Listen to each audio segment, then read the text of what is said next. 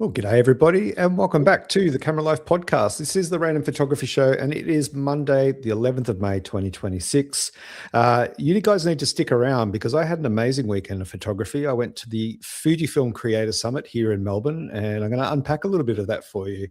And we've also got a prize to announce from that event.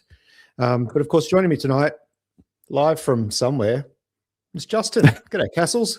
How are you? Good evening. Live from somewhere. I'm live from Surabaya, East Java, Indonesia, and Wow. we've got internet. That's good. We've got power. That's good.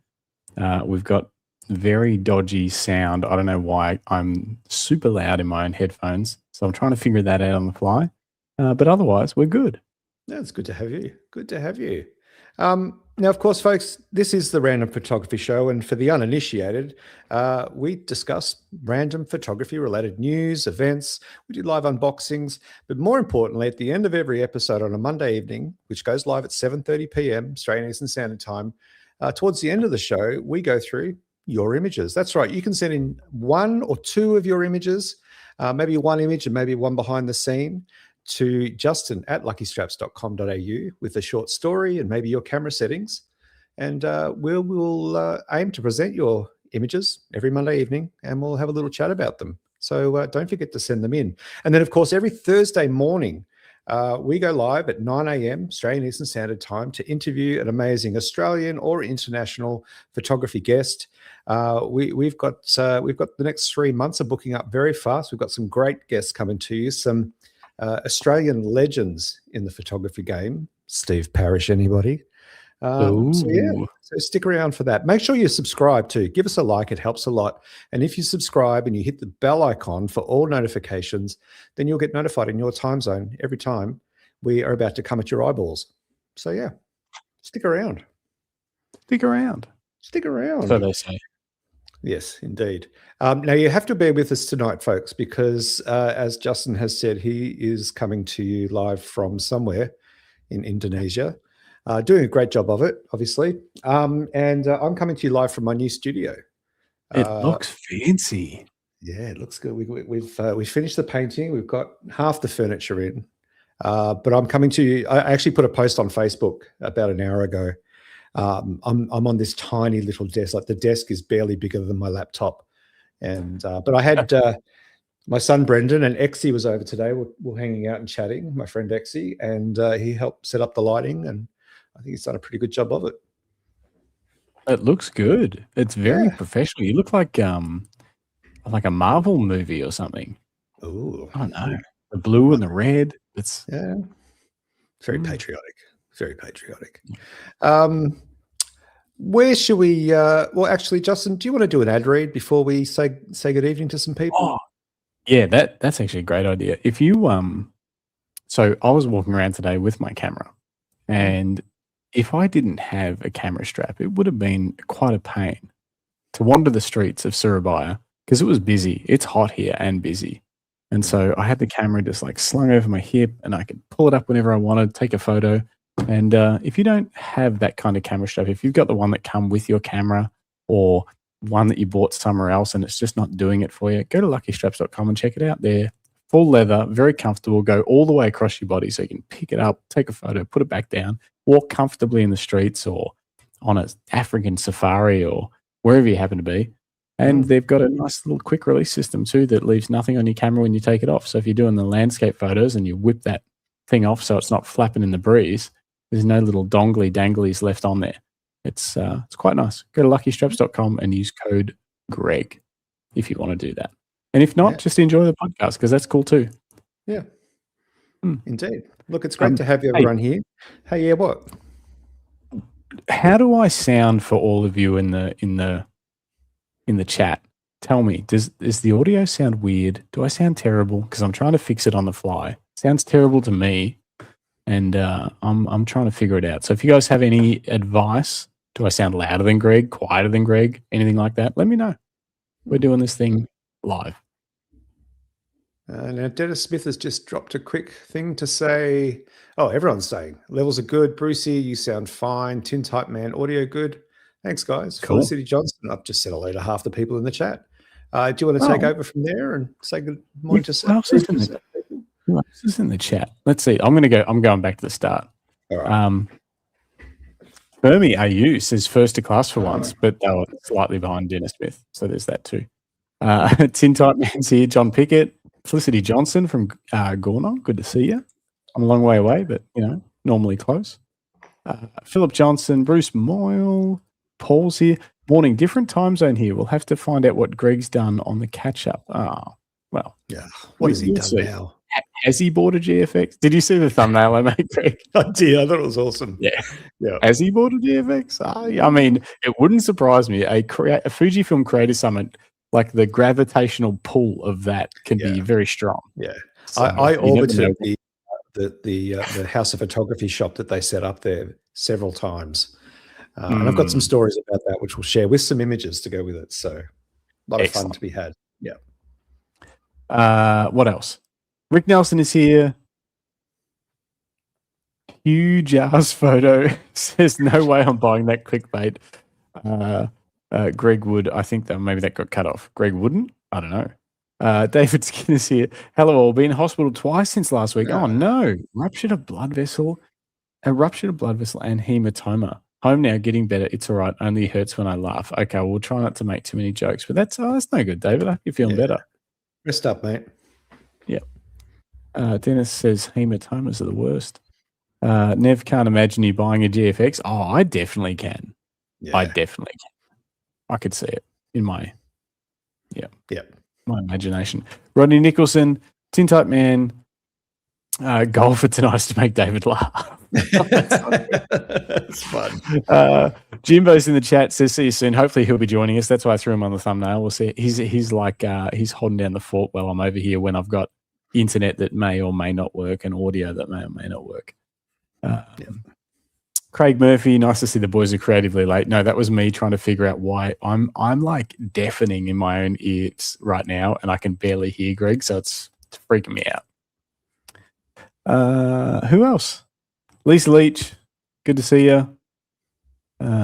Yes, I have charged my batteries. I'm in a different spot, and so I've got a power plug like right here, which is much better.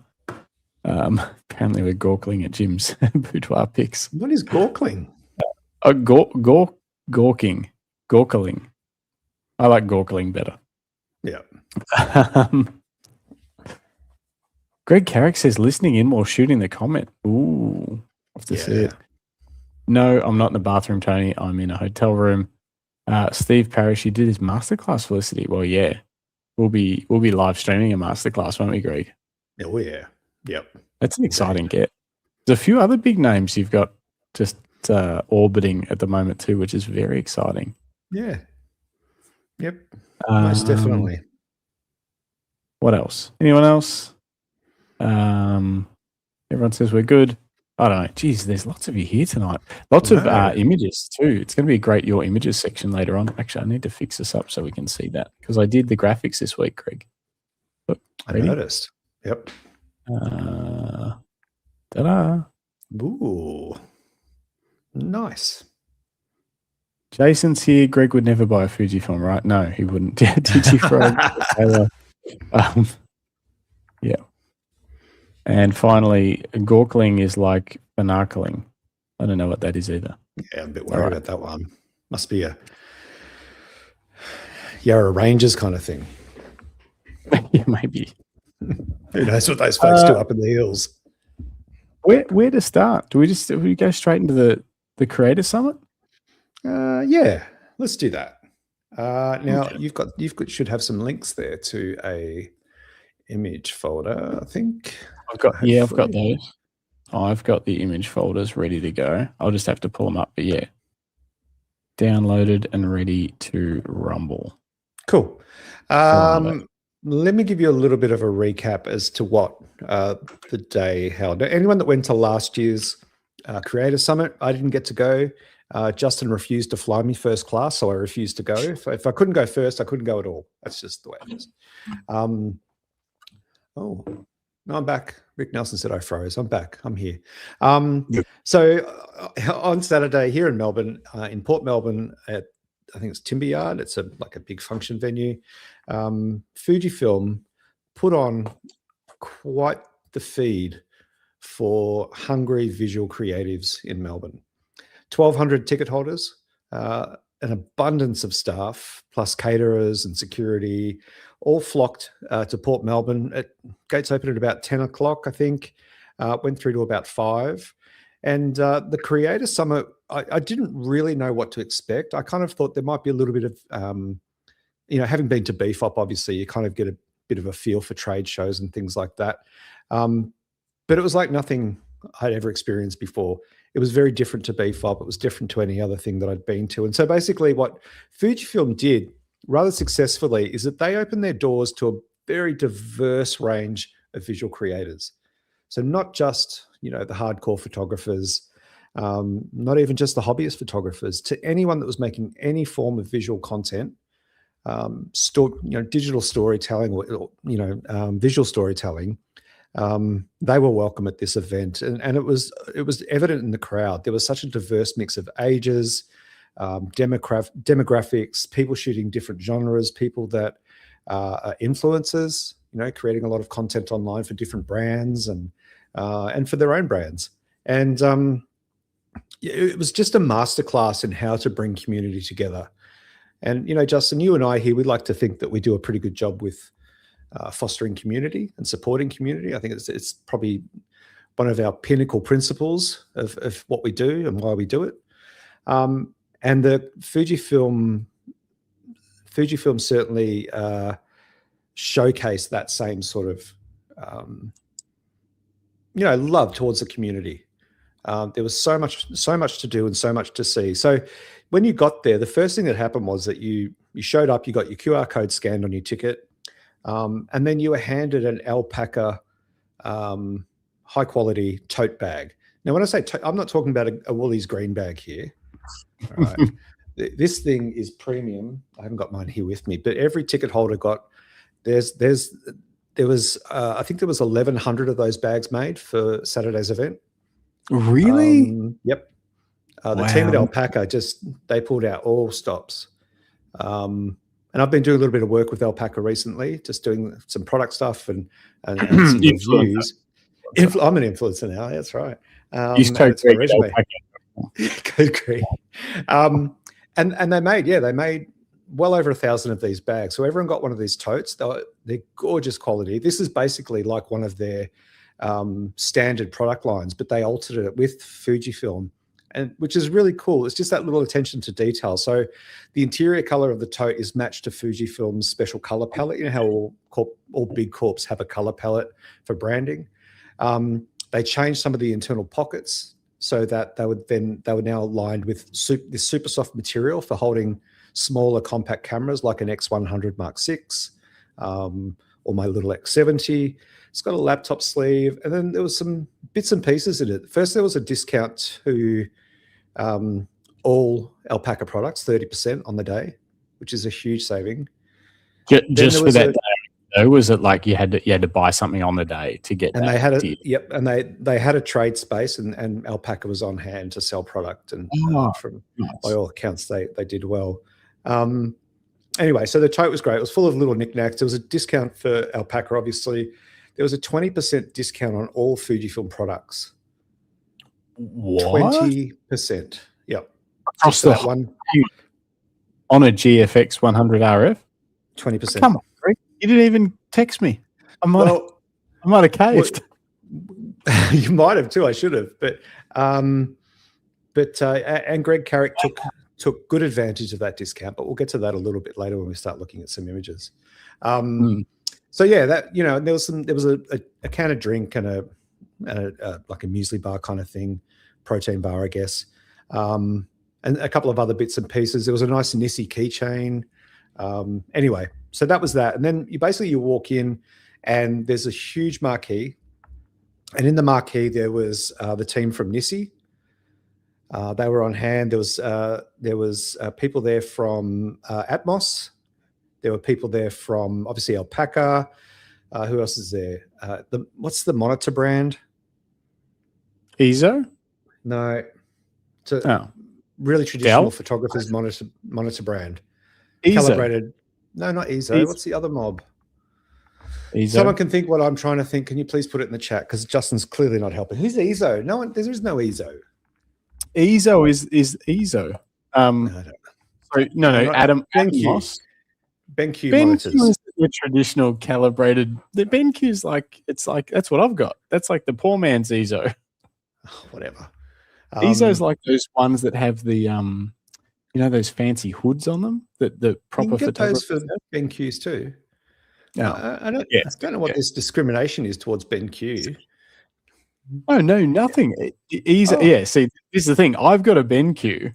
They're great. BenQs are amazing monitors, but EZO's the monitor brand, as Dennis Smith would put it. But it was always out of reach from me in terms of like what you get for the money. Oh, is it? Hang on. Oh, it's pronounced EZO. That's okay. Not EZO, despite the fact that it's pronounced with an E. But in terms of retail, BenQ is a poor man's EZO. Summit, Greg. Who else was there? So yeah, BenQ. I might have missed one other. Adobe was there. Not many people visited their stall. It felt like. I was going to say, how was that? Was it weird? Was that awkward? Were you like crickets and tumbleweeds? No, it wasn't awkward. It wasn't awkward. It was good to see them there. Anyway, so then they had that. Then they had this huge, what's called the House of Photography, which is Fujifilm's retail brand.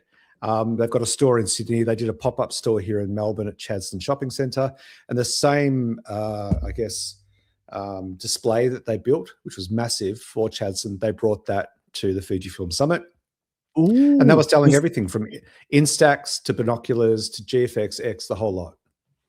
So did they shut the Chadstone store down to move all the stuff? No, there? that was only a pop-up. It was only up for like a week or two. Actually, okay. So they probably looked at this and went, well, we're going to build this to for this one event. We might as well see if we can grab a space in the lead up to it, get a feel, refine the stands and everything, and then move. That's actually genius. Very smart. Really clever space. It was cramped because there was, 1,100 people walking through it. But all the staff were amazing. They were just and they just had an abundance of stuff. It wasn't like you were looking around for someone to help you with something. They employed a team of folks to clean image sensors for free on Fuji cameras. I don't know if they were doing all cameras, but obviously it was a Fuji Summit, so they were obviously they were spitting in other cameras. Yeah, scratching them up, going, oh, look at this. Yeah, I'll clean that for you. Oh, 20% off at the store. Go get a new one. Anyway, so and then then they had all these these creator spaces. So they had plus a whole lot of loan gear. So you could go and loan Fuji gear, and use it throughout the day. Borrow it for a couple of hours, come back and swap it over for something else. Loan anything? Nah, I didn't need to. Got it all. No. Yeah, well, I had what I needed. And then there was people doing there was food catering. There were 3 different places where you can go and get good coffee and really nice food. Good coffee in Melbourne? No, but good coffee at an event like this is pretty rare sometimes. And in fact, true. Yeah, it was funny because I went to one of the coffee stands and one of the girls working at the coffee stand was someone at a local cafe that I often go to. So that was pretty cool. But anyway, I digress. And so then there was the main stage space, which is what you're looking at now. And the general manager of Fujifilm Australia, he's like the top in Australia. He gave this amazing talk about the power of image making, the power of telling stories through images, but also about how, everyone's concerned to see where this whole AI thing is going. And he gave a really strong message about, AI in a nutshell. He said that AI has already read everything we've ever written and it's already looked at all the photos we've ever taken, but it has not lived one of those moments once, not for one day, not for 1 year, not for 1 hour, never. And it was just and it was a really compelling talk about that people still need that human interaction when it comes to storytelling. So yeah, it was great. It was good. And then Yeah. this is the main Cool. stage. They had a bunch of different guest speakers come on throughout the day, but they also had other workshops going on. They had people doing workshops for like photographing cocktails being made. There was Taiko drummers, like a local, I'm not sure if they're from Melbourne, but they're definitely an Australian-based group that train in Taiko drumming, which is a Japanese drumming and storytelling process. And I watched that workshop twice because it was just so good. It was amazing. And in fact, this photo you're looking at here is just the crowd who are all very compelled by what's going on with the taiko drumming in front of them. You're like, I know this guy. Yeah, he shows up a lot. He's prolific. Yes. That, of course, is Greg Carrick. Look at all those Fujifilms in. Yeah. Yeah.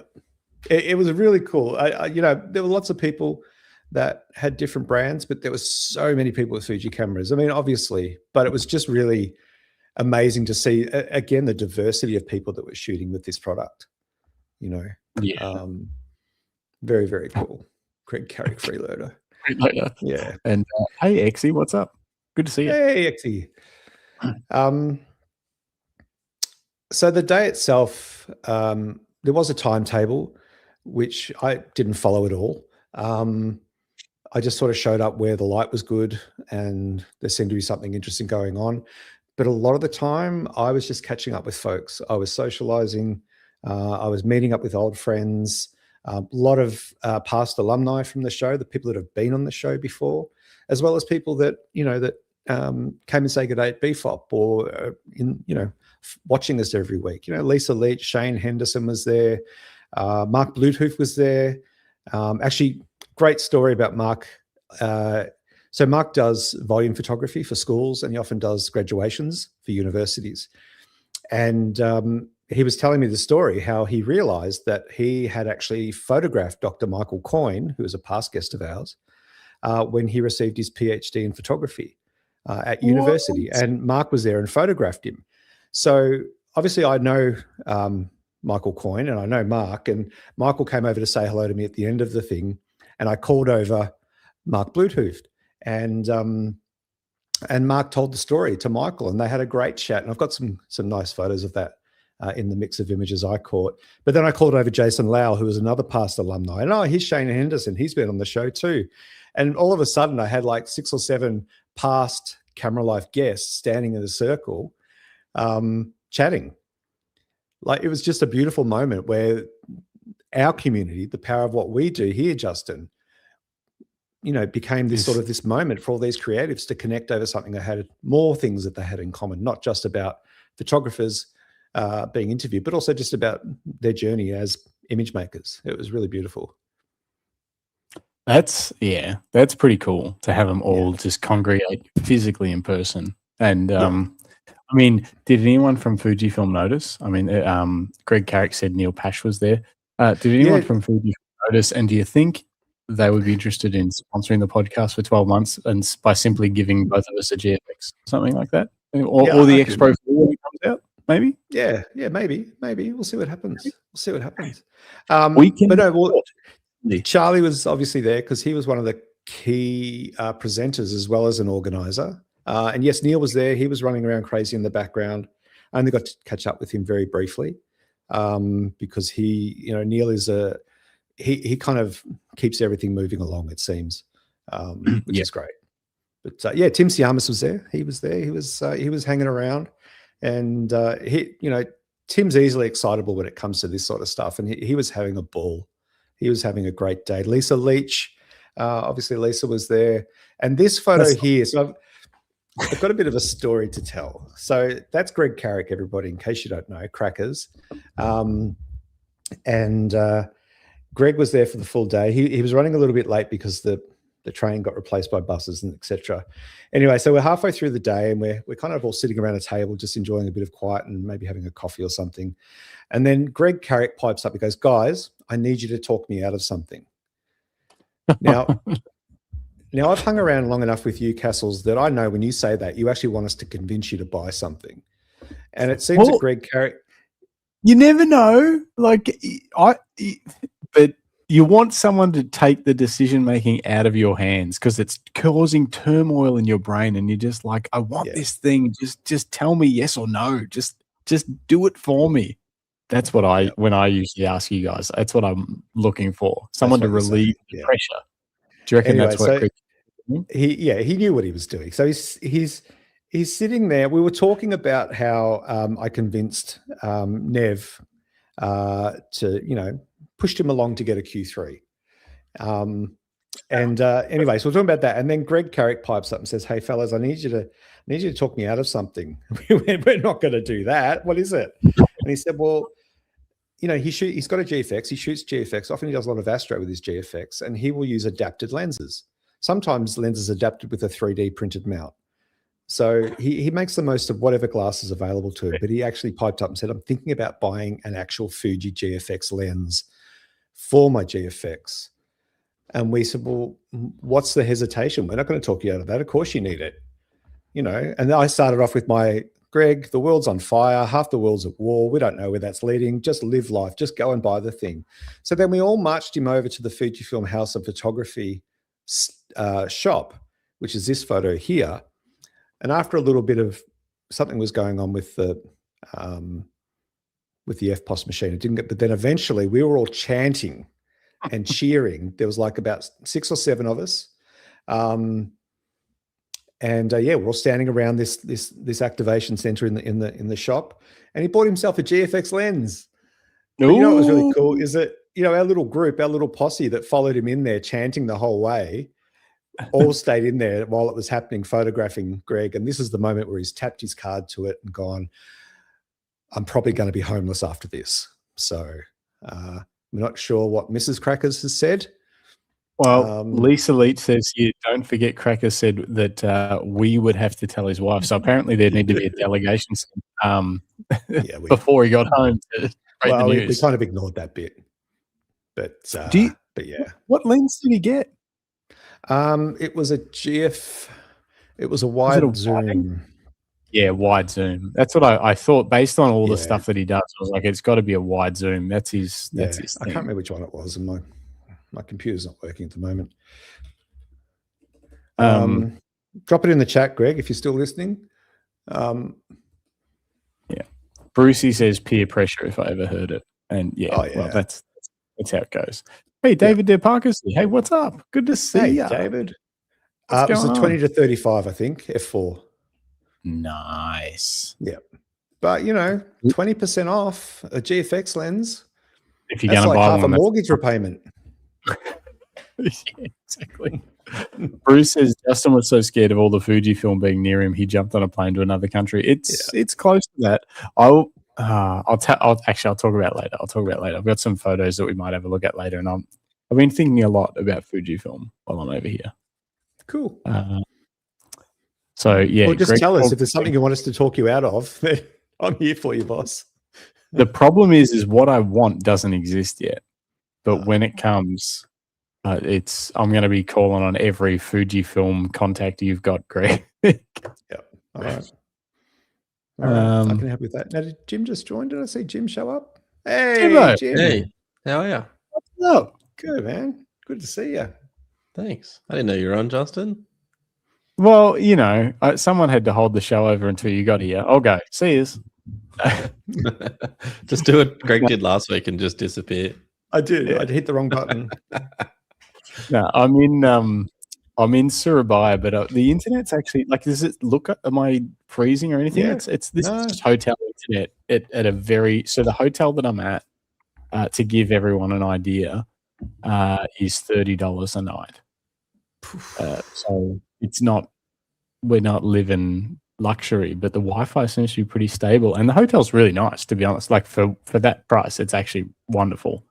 Mm-hmm. So I was fairly sure it wasn't going to work, and it's working. So it's good. No, looks like it's no dramas. Why am I? Yeah, there we go. So yeah, it's doing the thing.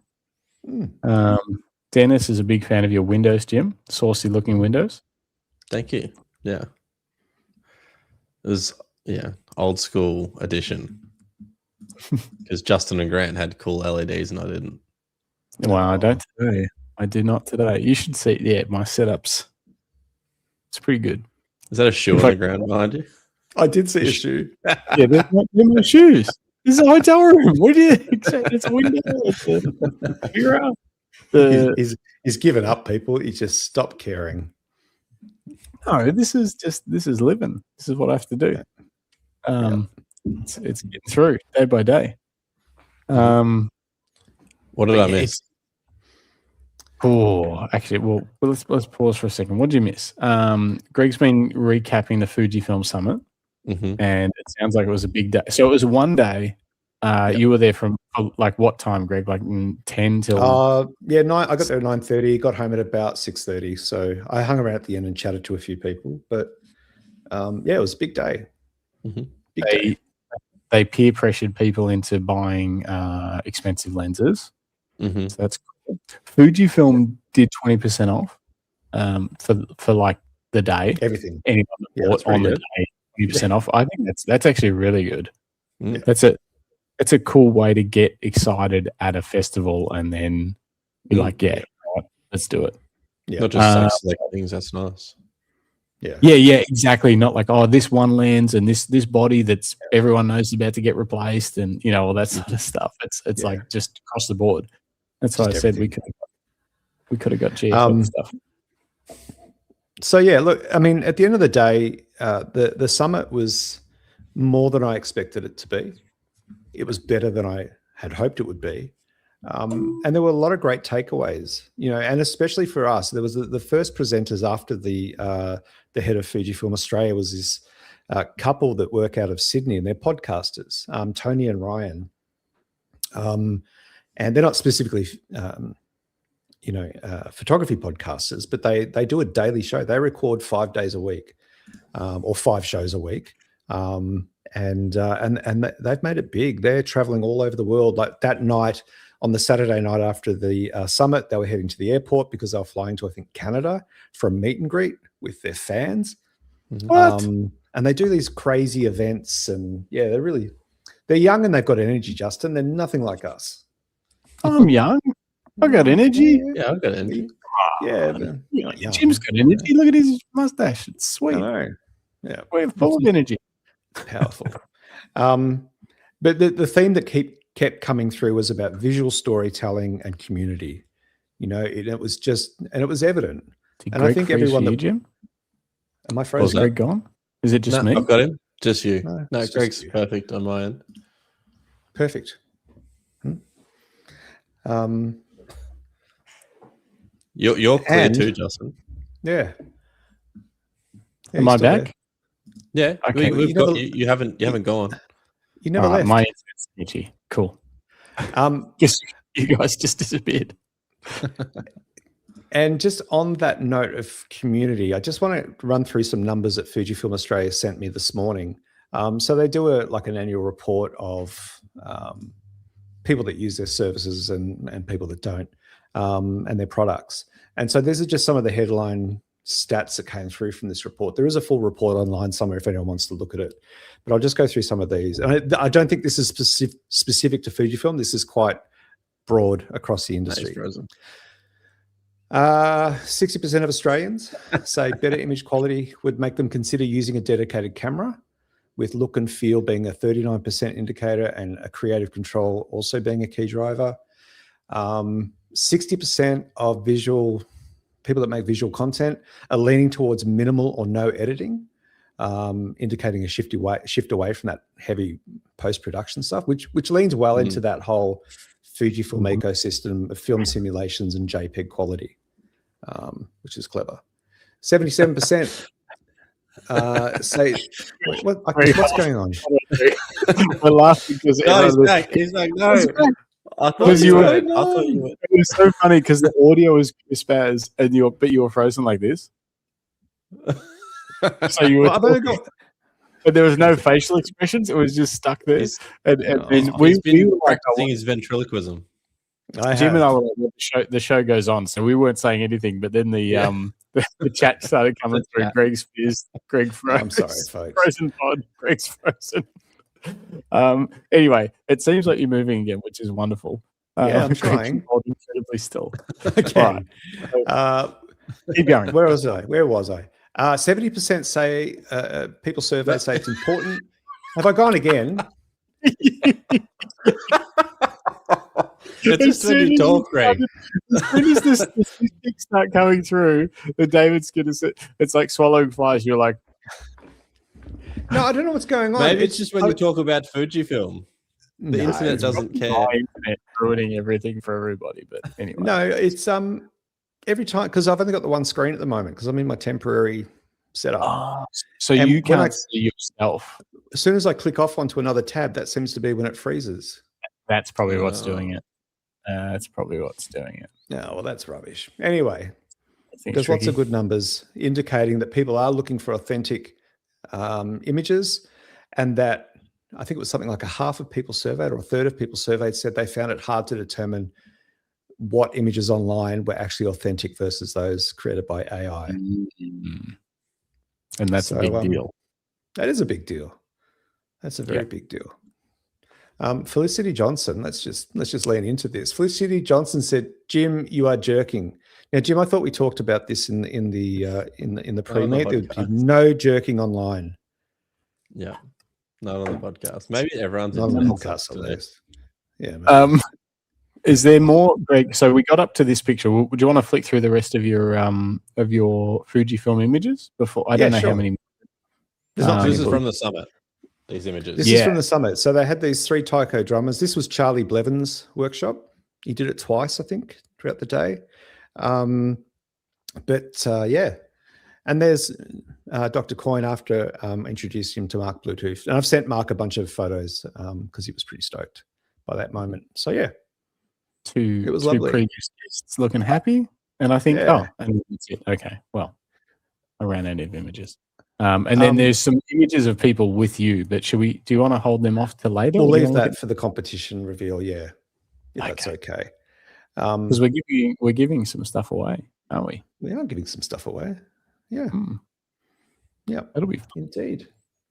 So that was kind of it. The Creator Summit was amazing. I've been thinking about it all weekend afterwards and chatting to people that were there, and we've been sending images back and forth and chatting online about it. It's just generated this really amazing, beautiful buzz after the event. So yeah, it was great. And I give it 10 out of 10.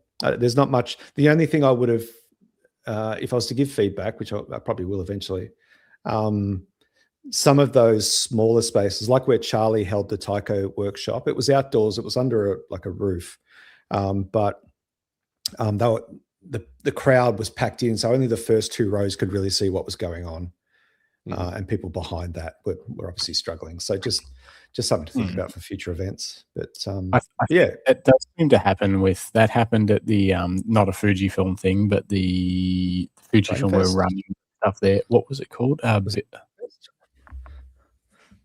What was it called in Sydney? Something Fest. Frame Fest. Frame Fest. I couldn't hear. Yeah, it was kind of like that. It was like, the first couple of, because it was all centered, around a photographer that had a subject or whatever, and then the first row or 2 could see, and then beyond that, it was like, it is what it is. You're just standing in the crowd, and you could get a peek, but you couldn't really see what was going on properly. I think that's kind of the nature of these larger events where you're not specifically booked in for like a workshop, but it's still, I mean, it's still very cool, but it's just, you're not going to see everything if you're not there early, I guess. Yeah, it's true. And because of that, like the first time I did the Taiko drumming workshop, I was kind of 2 rows back. I managed to get forward a row, and then after about 5 minutes, I stepped back and let someone else come forward. But then the second time in the afternoon it was on, I went in early into the space and just sat on the floor. Did you? With it? Yeah, just right in the front, just so I could get some nice angles. And But look, it was a great day. It had that same sort of energy and that positive energy that we got from BFOP. Where you just walk away going, far out, that was incredible. It was kind of like that. That's how I found it anyway. So as good as BFOP? Different. Okay. Similar energy. Yeah. Now, just let's have a quick segue. Then I want to find out what Jim's been going on this week, because I've been away and he's probably been doing cool stuff. But I just got an email while we were talking. I'm going to bring it up because Greg Carrick is out right now. Where is it? Da-da. And da-da. Greg Carrick is out right now. What did he say? He said, just emailed you a comment pic taken while you were chatting. So Greg Carrick's out and he just took this photo while he's on the podcast. That's cool. That is cool. Send us more, Greg. We're waiting. That's a cool shot. Is that through a telescope? Yeah, he's got this new telescope. It's like a smart tracking camera all in one. And so he's been using that a lot lately. But there was a post on his Facebook, I think it was earlier today, or maybe his Insta, where he had a shot that he'd taken, and all of the Starlink satellites were streaking through it. Oh, yeah. And he was talking about how there's this software he uses that identifies what are stars and what are supposed to be in the sky and what are not. And it removes them. And it was really clever. Because that must be such a pain for some. Oh, yeah. But there's so many up there now going in all directions. Yeah. Greg Carrick says he's using the C-Star S30 Pro. C-Star spelled S-E-E Star, there's actually a brand of marine steering equipment called C-Star, which is spelled S-E-A Star, as you would imagine, like the ocean. Mm-hmm. But not that. C-Star, S-E-E Star. Very cool.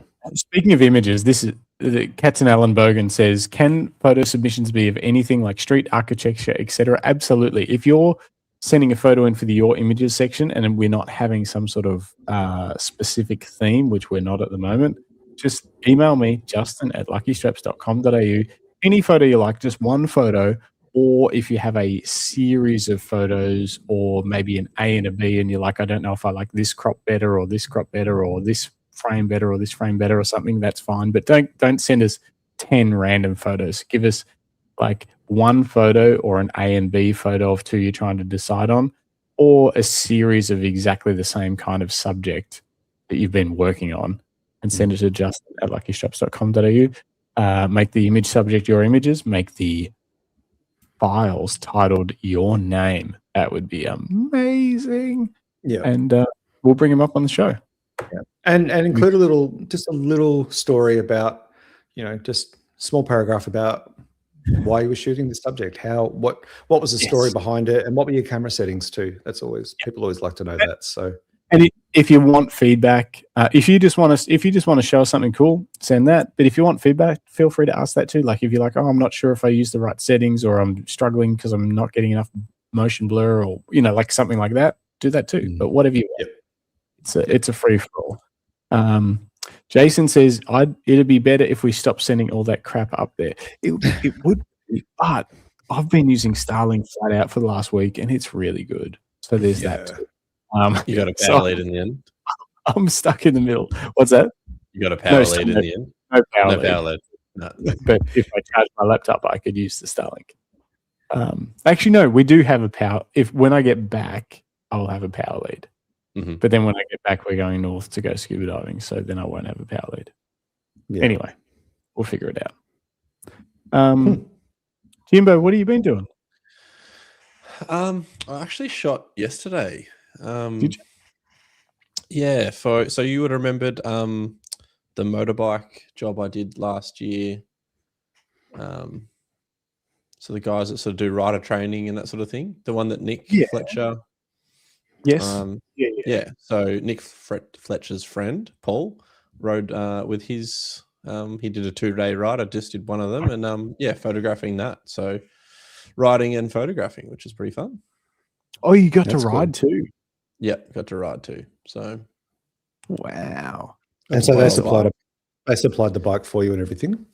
Yeah. Yep. So I had to learn on the fly of how to ride a new bike and different bike. Yeah. Wow. A big bike. Who supplied the backpack for your camera gear? Jay Castle's backpacks. Taiko.com. You rated his supply. Yeah, for all your backpack needs, just go there. That's right. If anyone ever needs a backpack for something that they don't do normally, they're or like, any camera bag, really. any camera bag. Really. Yeah, whatever you need. Let me know. Try before you buy. In stock. Yeah. Yes. Oh, that's awesome. Did you have fun? Yeah, it was good. Almost died. Four kangaroos tried to get me. Wow. Just coming out of nowhere. Yeah, they were going for my front wheel, and I think they looked at me, and then they thought about it, and they darted off at that. You know, in like a microsecond, your brain does maths. Mm. I jumped on the brakes as this kangaroo was jumping for my front wheel, and then I thought I braked, and then I've just braced for impact and gone. In my head, I'm like, okay, this motorcycle weighs a fair bit. I'm like, I'll probably be okay, maybe. But Maybe. Oh, yeah. dear. Was that the same maths that you employed just before that car broke your leg? That you might be okay? Yeah, that maybe? one. The maths was a bit different because that was like a 3.5 ton car versus a small kangaroo. So what sort of bike were you riding? A KTM 790 Adventure. Ooh, did it get you temp? So for anyone that doesn't know, adventure bikes are like the ones that, well, smaller, but the same kind of thing that, what were the guys that did the long way round and the long way, thank you, the long way round and the long way down? Charlie and Ewan. Oh, Ewan McGregor. Yeah. Yeah, and they did those TV shows. They're adventure bikes. Like, it's like load up your gear and go out into the bush, go camping, aim to carry everything kind of thing. Much heavier, but more comfortable for long-term touring. Whereas Jimbo normally used to like a half the weight bike, maybe, or something like Probably that. less. Yeah. Nimble, and you don't carry all of your stuff to go camping for 3 days on it necessarily. So how did you go dealing with that? Yeah, it was like really good. Oh, you want one now? Yeah. I'm trying to justify how I can need one for work. Yeah. So would you say it's the equivalent of someone who like normally shoots with a, some sort of normal camera, and then they get given a medium format or whatever for a day, and you're like, oh no, now I need one of these. Yeah, it's exactly like that. So yeah, it was really cool. That is cool. Nice. Can you guys hear coming through my microphone the call to prayer? Yes. Yeah. I thought it was. Yeah, I wasn't sure what it was. Yeah. I don't think I can cut that out. So where we are is very heavily influenced by Islam. It's so different to Bali. Bali's got a lot of Buddhist influence, whereas Surabaya, East Java is very heavily Islam. It's a really interesting place. Very interesting. We just arrived today, so we're still sort of trying to figure it out. But went for a stroll around, and it's just it's not completely different to Bali. That would be wrong to say, but like it's starkly different to us because we've just come from there, and it's not the same. And it took me a little bit to figure out whether the people in Bali are so friendly, so smiley all the time, but and the people here seemed more reserved, and I think they are a little bit more reserved, maybe a little bit more traditional.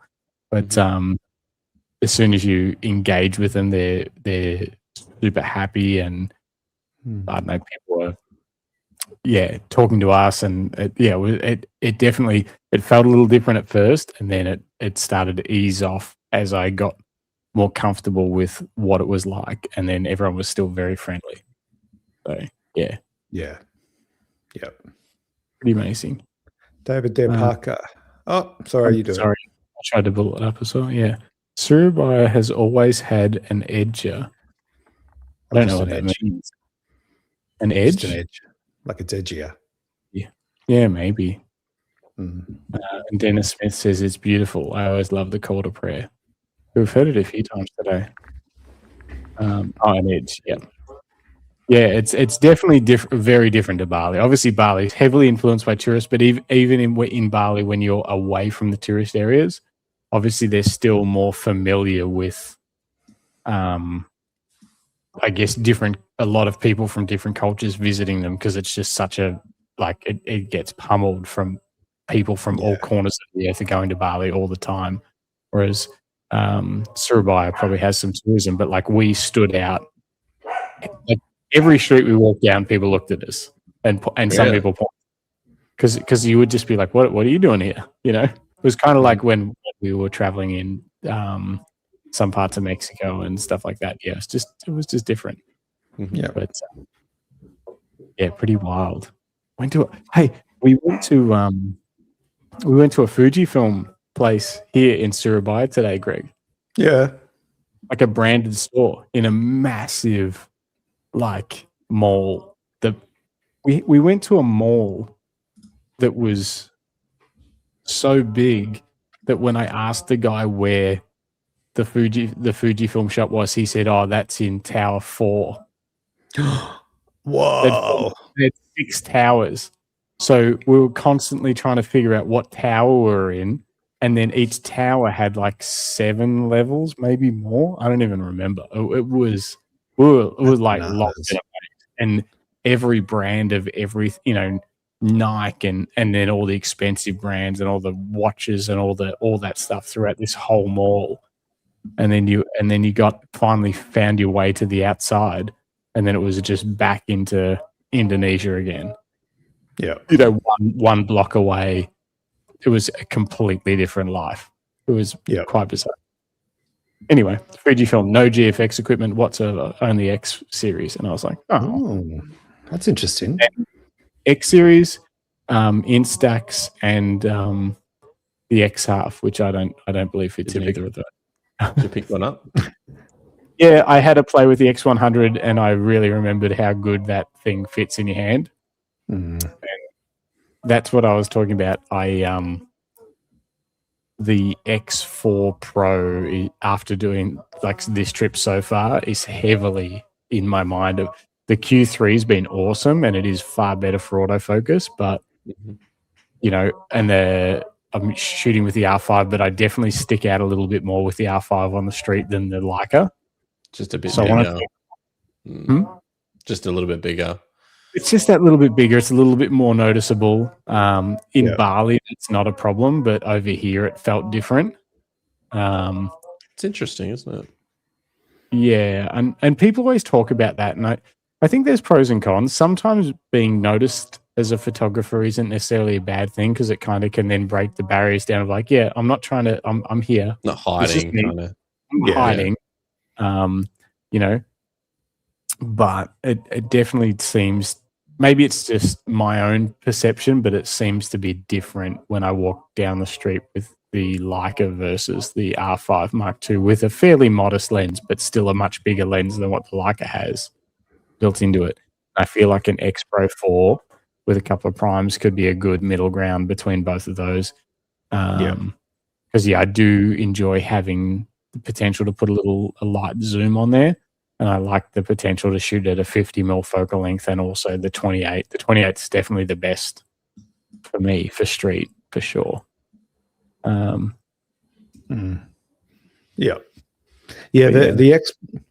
X Pro 4 is proving to be sort of a hot topic. Interestingly, I saw someone had one of the not limited edition, but one of the special edition X Pro 3. So when Fujifilm Australia launched the X Pro 3, I went to they flew me up for the event, and that's where I first met Dr. Michael Coyne, because he was the keynote speaker of that little shindig. And they had the X Pro 3s, which are beautiful cameras, but they had these special, I can't remember if it was titanium or it was some sort of finish on it that was sort of a bit scratch resistant. And they had it in 3 different colors. There was obviously the black, there was more of a silver, and there was more of a goldy kind of a goldy silver color, like a gunmetal. But anyway, when they brought that out, they brought out a special edition of the Fujifilm XF23 f2 lens in the same metallic finish as the camera. And it it also included a special retro style lens hood. So it didn't look like a typical lens hood. It was kind of vented, and that was such a beautiful camera system.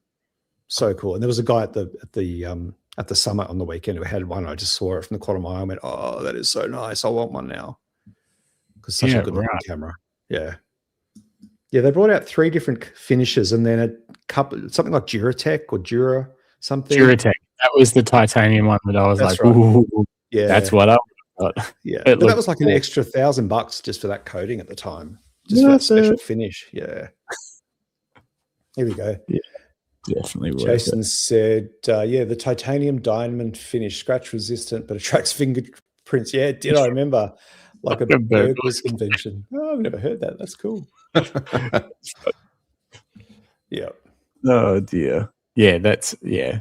Yeah, X Pro line makes sense if you like the optical viewfinder. Yeah, I did enjoy that from the X100 series, and I think it would be nice.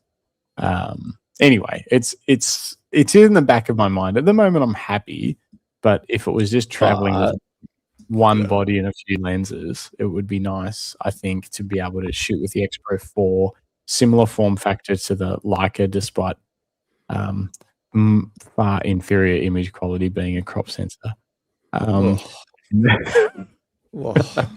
Sorry. I mean, it's basically been a show about Fujifilm. I had to throw a dagger in there somewhere. Yeah, I know. I'm sorry. And yeah, I think it would be a good all-rounder, but who knows if they'll ever bring it out. Anyway. Yeah, well, it's apparently it's in the works. It's the mythical beast at the moment. It is. Yeah, it is. I'm not being rude either. I'm just trying to edit a couple of those images because no doubt you'll probably ask to see them later. If you've got some, yeah. Back in a sec. Hang on. Okay.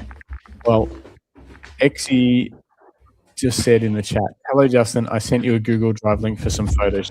The email went through. It did. Sorry. It absolutely did. I'm just downloading them now. Ideally, if anyone can remember, and I know you guys all got busy lives and stuff, and this podcast probably isn't the first thing on your mind on a Monday, but if you do remember, ideally send them through before the show so I'm not clicking away because I can hear my own mouse in my ears. But I'll keep an eye on the emails while they're coming through. Just let me know if you do send one. Cool.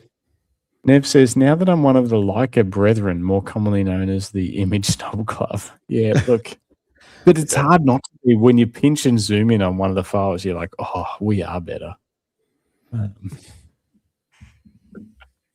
Yeah, Dennis says, Nev, we can snob together. Yeah, we can snob together, but Nev, we can all form your own little club. The files are magical. I've actually got some. I don't know if we'll get time to look at them tonight, but I've got a little collection of files that I've shot over the last week, a mixture of Q3 and R5 Mark II. I'd be interested to know if anyone could pick which is which. Yeah, that'll be a fun little gig. Should we talk some news? Let's do it. Because right. yeah, there's a bit of that, and we gotta keep rolling. Yeah.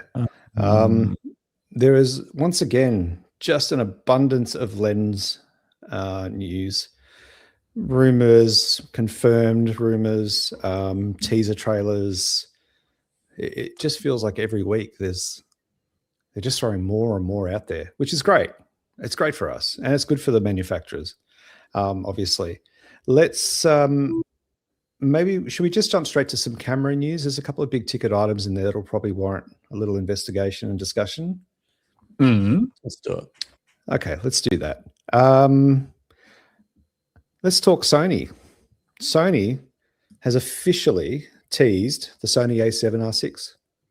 They did, didn't they? They put out a little video or something. Yeah, it's unusual behavior for them, but we are seeing more and more places do it.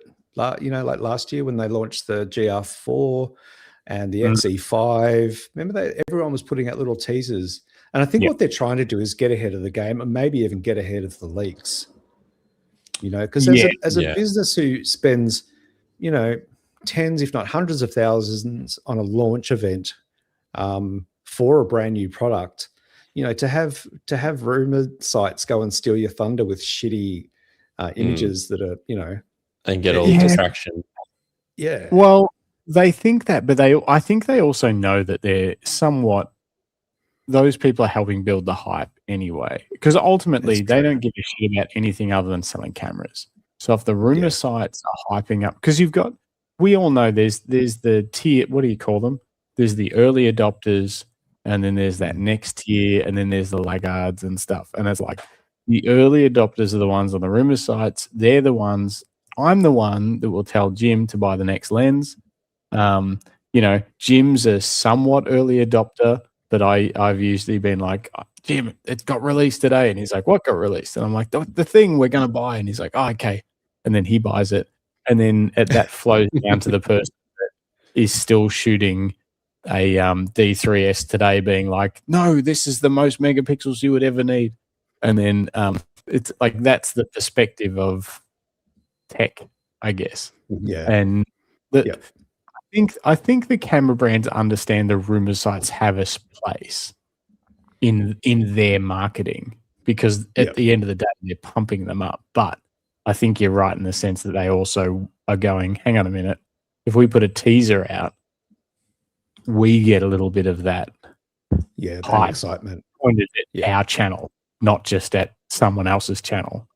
I think for the brands, obviously it's frustrating because I mean, I can't speak for Jim, but you and I have signed NDAs on products that are coming, that are soon to launch, that have never been announced before, and these businesses go to a lot of trouble to prevent these things from leaking early, to make sure that the competition doesn't get ahead of them, and without giving it too much details of what the NDAs are like, but we were making the straps for the R5 and the R5 Mark II, and we had never seen the camera, had any idea of what it would be. And I mean, when I mean seen, I mean pictures, even nothing. Had no idea of what the specs would be, nothing like that.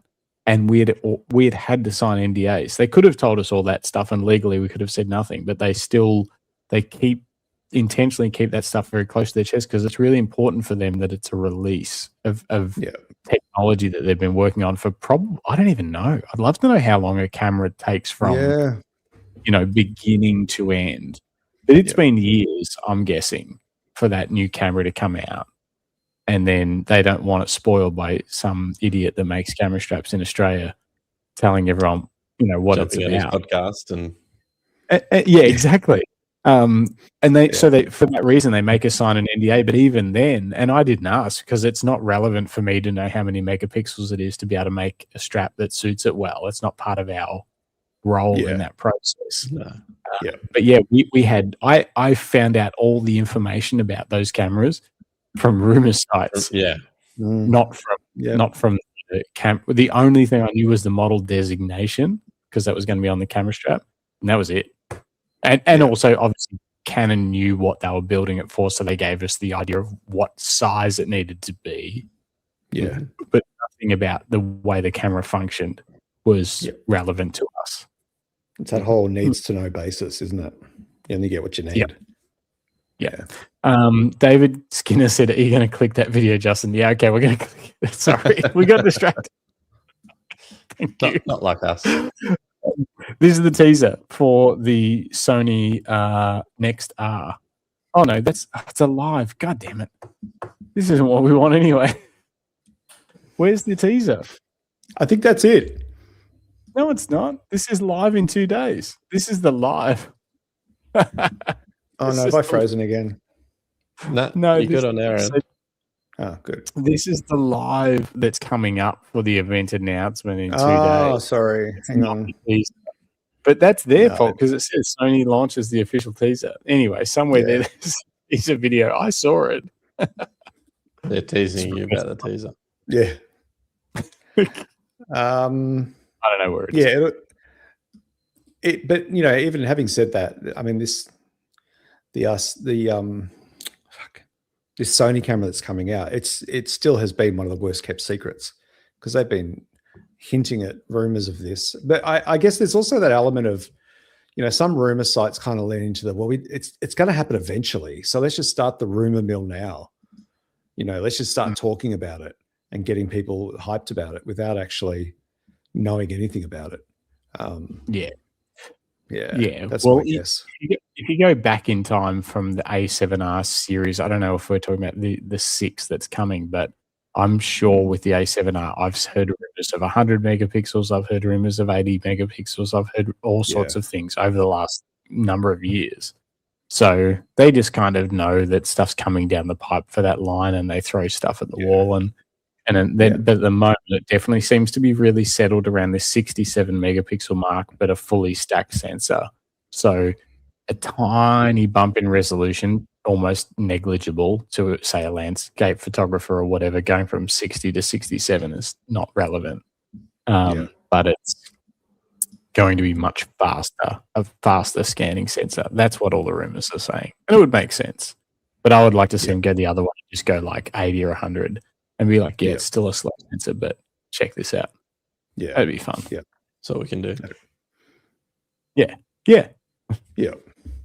Moving along, other camera rumors or news, Canon EOS R6V and an RF 20 to 50 f4 power zoom lens is due to be announced probably on the same day, on the 13th of May, according to the rumors.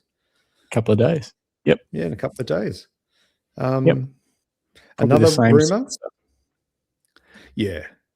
Well, we talked about the R6 a bit previously, didn't we?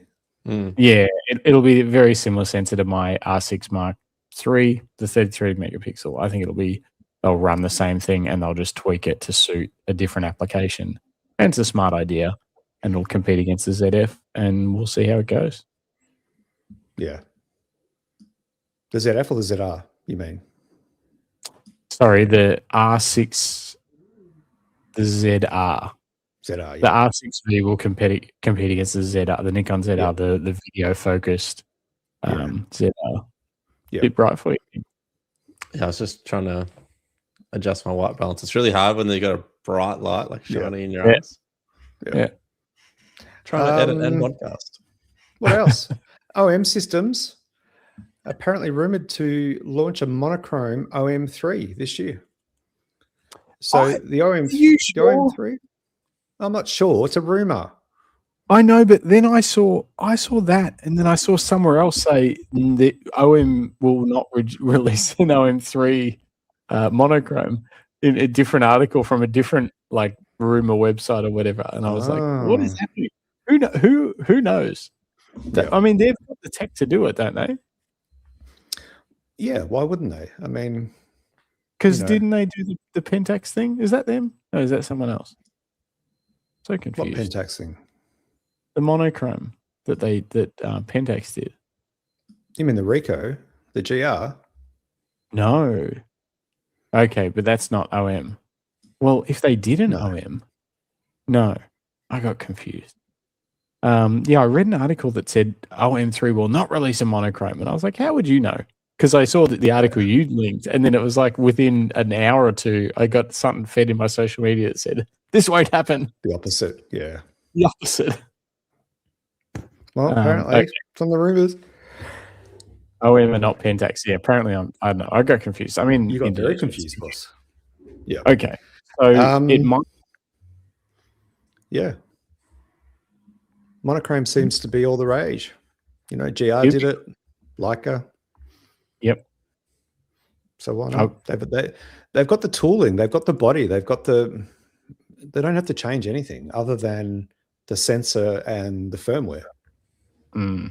Yeah, I mean, I'm sure it's a lot more complex than that, but you know what I mean? Like in terms of tooling to build the body and components, well, that should already be in place. Yeah, I was actually watching a few Q3 monochrome videos again while I've been over here again, because like every time I'm like, that would be amazing, because I shoot high ISO at night, shooting the Q3. I'm like, that'd be great, and then I realize at the end of the day, for me, even though if you pixel peep, the monochrome would be way better, but does it really change the substance of the subject in the photo and the way that it looks greatly? You know, that whole thing about if you notice the grain, your photo's shit. You know that thing, how they say like, I know. Grain, like you didn't even take a good photo. But people are adding grain now. Like it's not even, it's cool to have grain. Yeah. Yeah, because it Yeah. speaks of authenticity. Mm. So we're So getting sick of absolutely pristine images and questioning whether they're real or not. And grain kind of changes that up a little bit. But it's not just about the image output, though, is it? Often it's about the experience of shooting. When you Yeah, have but to you work can, purely with tonal values, you don't you get to can do look at that. image color. You can do that in a color camera by switching it to monochrome. Yeah, I know. You know what I get mean? So it's like Oh, yeah. I shoot Q3 in monochrome all the time, or in black and white profile, and it's like, yeah, I know the monochrome one would give me better image quality, but I also love switching into color sometimes, and I'm not going to have two Q3s. You know, like that's crazy. I guess you need to draw And the line at 12 cameras, yeah? yeah, there's a line. I'm not crossing it. But then yeah, you get to this point where it's like, I was watching the videos and I was peeping in, and then like, yeah, as you can see on the tree branches that there's slightly less grain, and I'm like, yeah, it looks cool, but would anyone notice if this was printed in a exhibition or something like that? I don't know. Maybe, depending on the style of images. Yeah. is it worth it to Yeah. change, to then lock yourself into that? Yeah. Well, if that was your only camera, then I would say no. But if you're like No. mashed up castles here, you'd have 12 cameras that you could choose from. Or if you were committed to shooting black and white only, then absolutely. Yeah. But I still like flicking it to color. Yeah, and then it's not that's for the you. thing. No, but so Dennis says not greatly, but it is extraordinary to shoot with. And yeah, I think it is one of those things. And maybe it's a journey you go on at some point where you buy a monochrome camera for 3 to 5 years and you really dive deep into that world, and then you sell it again and you go back to color for a while or something. Like it's like an ebb and flow kind of thing. Yeah, maybe. I don't know, but yeah, only within the last 48 hours, I've watched multiple images about the Leica Q3 monochrome. That's where I'm at. Yeah. Anyway, Deep dive. Deep diving. Well, what else have we got? Oh, one for Jim. Speaking of Leica, there's rumors, there's leaked images to go along with it, that Leica are about to release metal grey M11P, Q3, Deluxe 8, and a 50mm f2 lens in a brand new finish that they haven't done for a little while. Yeah, that's worth looking at. Where are they?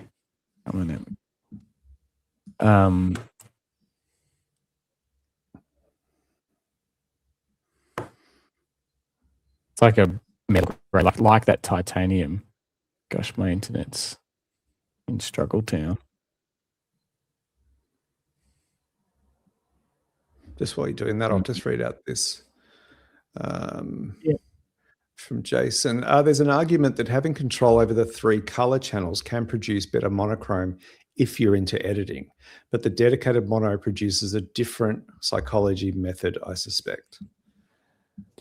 So that's what Peter Coulson was talking about, where he said he will never buy a monochrome camera because even though he shoots in black and white all the time, he said the ability to tweak his image using color channels for him was more important than the ultimate resolution that a monochrome camera gave him, where it gave him finer detail, but less control over the color channels. So it's very interesting. Yeah. All right.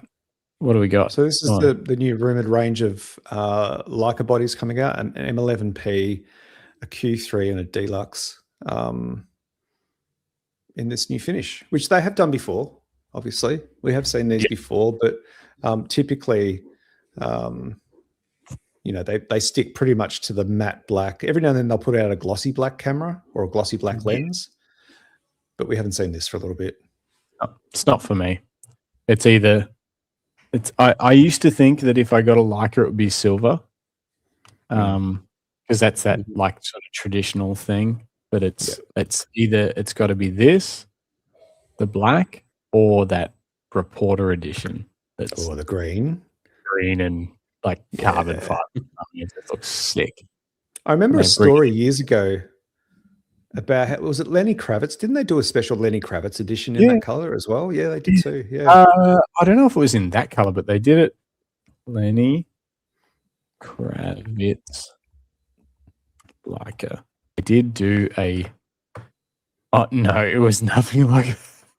Wasn't it? I thought it was a green one. Was it snakeskin or No. something? Yes. Oh, it was. I'll Okay, bring I it got up. that. This is wild.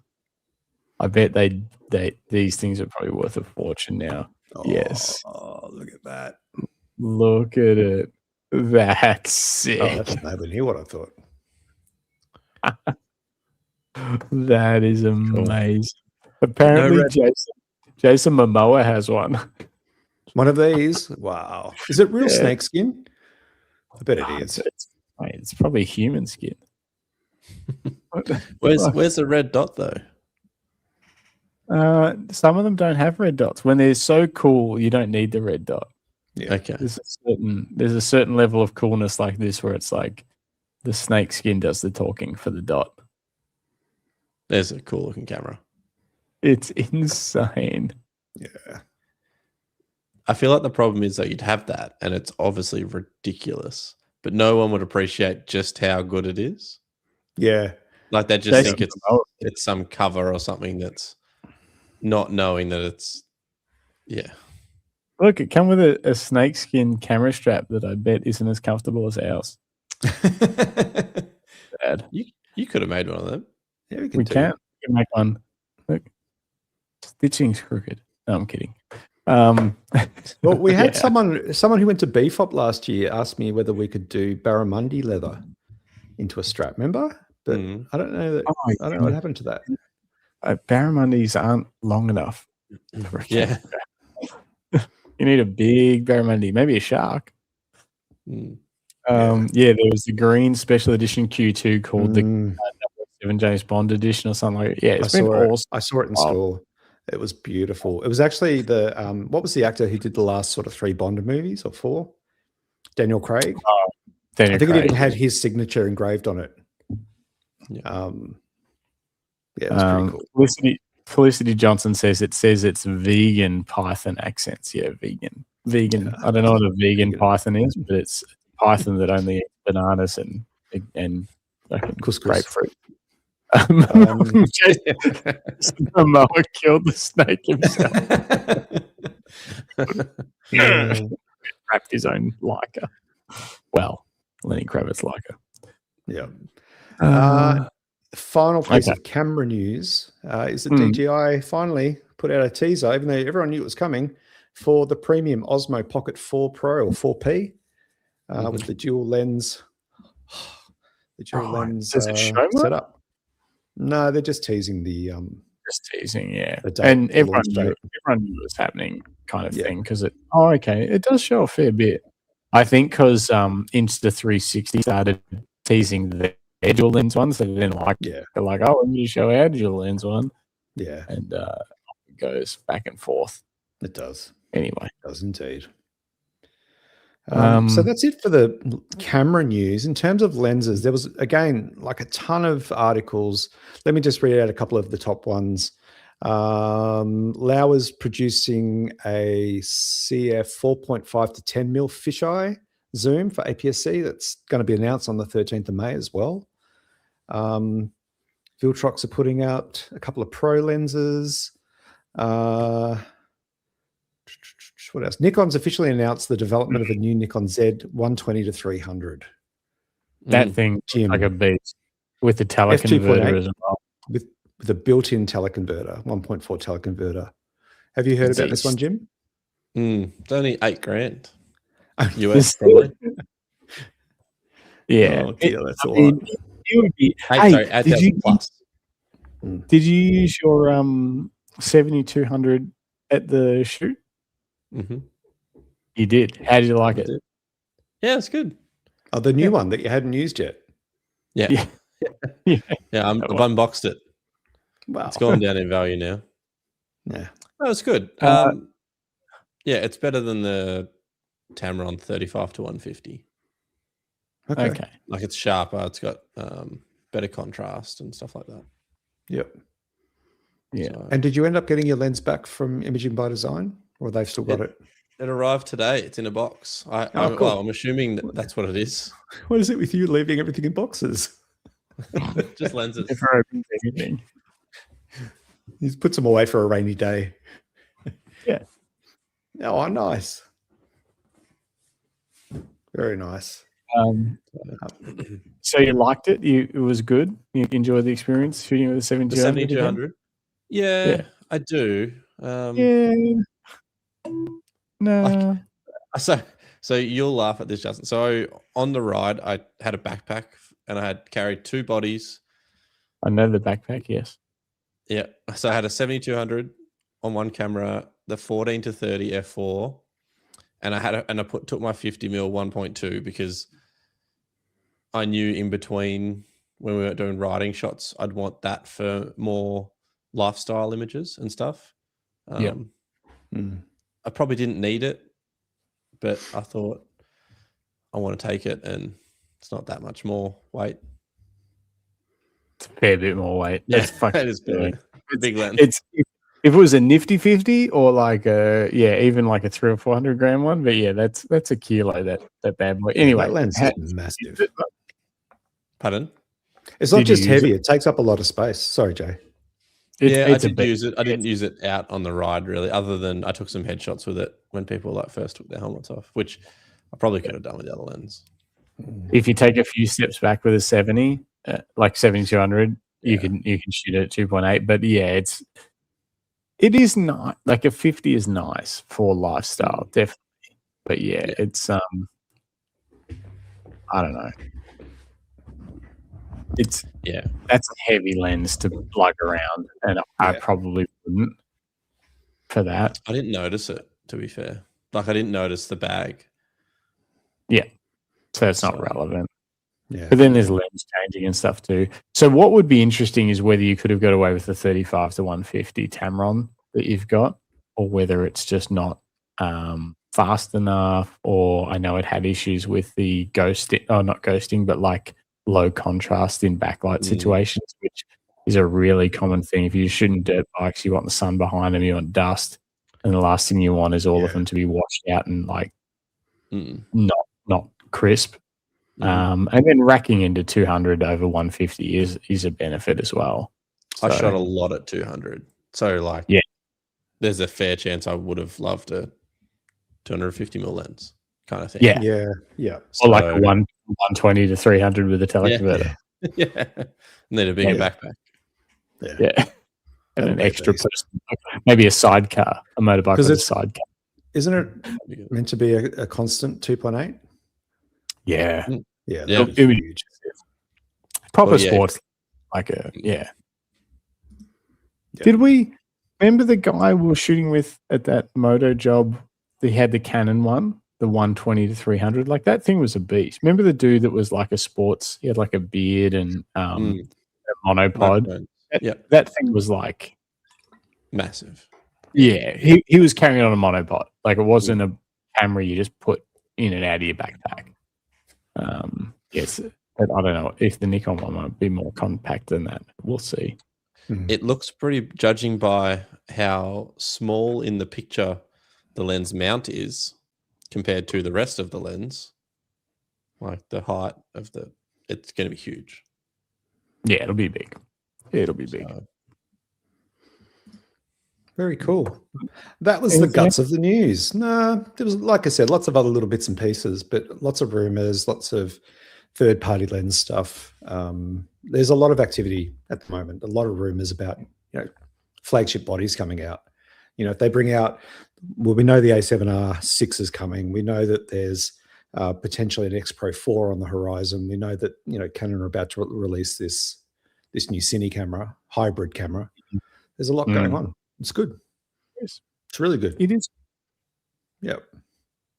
Hold down the fort. I'll be back in 1 second. All right. Yeah, for sure. He must need another beer. Let's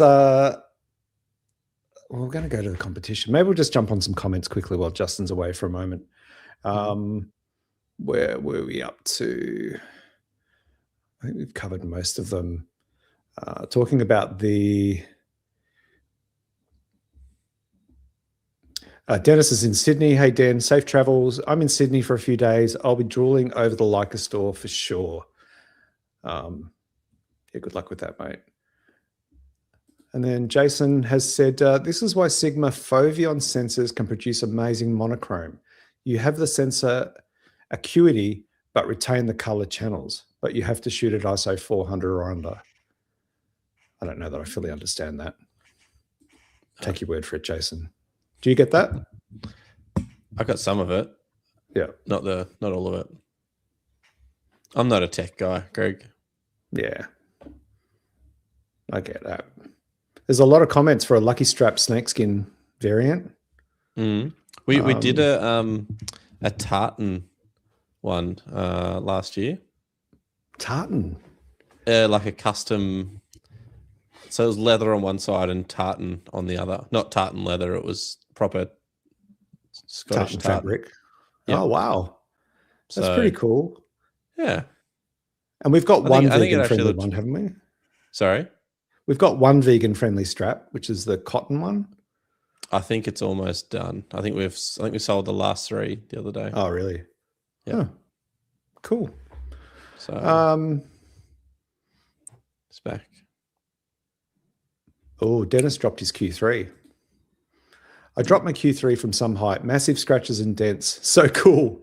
Can't replace that. No, that's very true. That's very true. I mean, unique. Yeah. Custom. Yep. Personalized.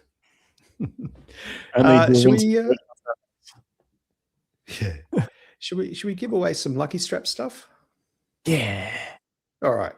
So let me just give you a little context, folks. So in the lead up to Saturday's Fujifilm Australia Creator Summit, Justin and I had a quick chat, and we thought we might hold a little giveaway for anyone that was coming to the event that was either part of the Lucky Straps family or the Camera Life family. And so what I said was I put a post out on Facebook, and I said, I'm heading to the summit.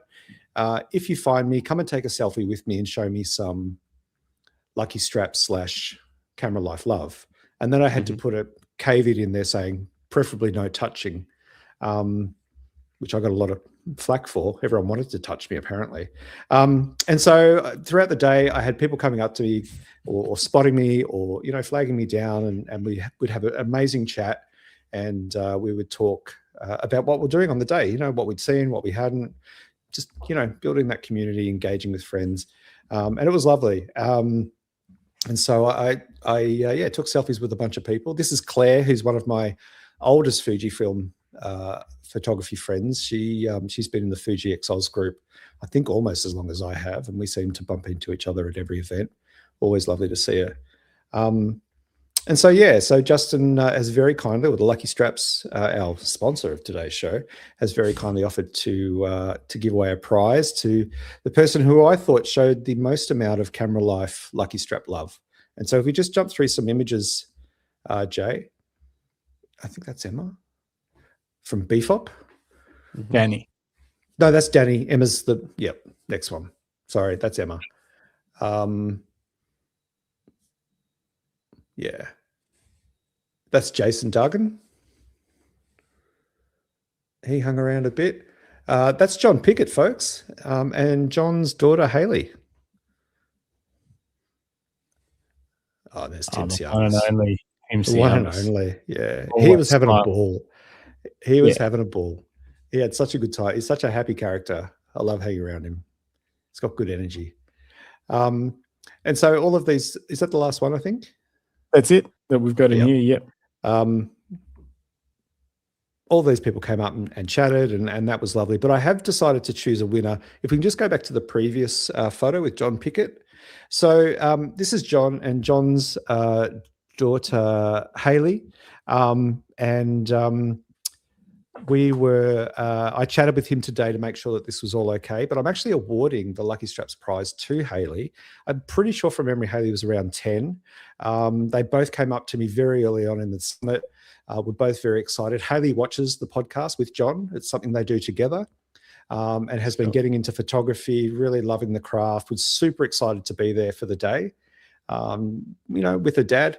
So I decided that Hayley showed the most lucky strap / camera life love. And it was wonderful to see. It was very inspirational to see someone so young being so passionate about the thing that, that we all do, that we obsess over, that we lose sleep over, that we remortgage over, all those sorts of things. So yeah, it was great. So congratulations, Hayley. Justin, have you decided what the prize will be as yet? Hayley, you've won a 1-year subscription to the Camera Life podcast. You can listen to every single episode that you want. No cost to you. All you do is you subscribe and you like to the podcast, and you can listen to every episode, no cost, free of charge for 1 year. Congratulations. So heartfelt, so generous. And also, I think it depends. It depends. We'll give her a choice of either some of our Lucky Straps hoodie or a wrist strap, depending on what she's keen on. But we'll figure it out. Yeah. So Hayley, I'll be in touch with Dad, we'll work that out, and we'll get that sent out to you from Bendigo. Jim will take care of that because everyone else has left him to do all the work. He's the only one there. He is. So yeah, Jim will get onto that as soon as we know what you're after, and we'll get that out to you. But congratulations and thank you for coming to the summit, for showing your love for what we do, but also for having such a fantastic hobby and an interest, and especially something that that you get to hang out and do with your dad. I think that's priceless. So well done. Good job. Very good. Yeah. That's it for the giveaways. I think it might be time to look at your images. Yeah. I keep waiting for the sound effects, but we don't have them. I know, I don't have it. I think I don't even know what's clapping one before. No. I've got 4 buttons on this thing that I bought to bring over here, and I don't know what they do. Should we press them and just see what they do? Yeah. Do it. Oh, of course. Okay. Ooh. Hey, Jim. No. Say something dirty. You are a filthy. Nice. What about this one? Nothing. Oh, that's not good. It changes my voice. Really? I didn't notice. You sound the same to me. It's lucky I discovered this late in the show, because it could have been an awkward 2 hours. Anyway, turn that off. What does this one do? Oh, that's much better.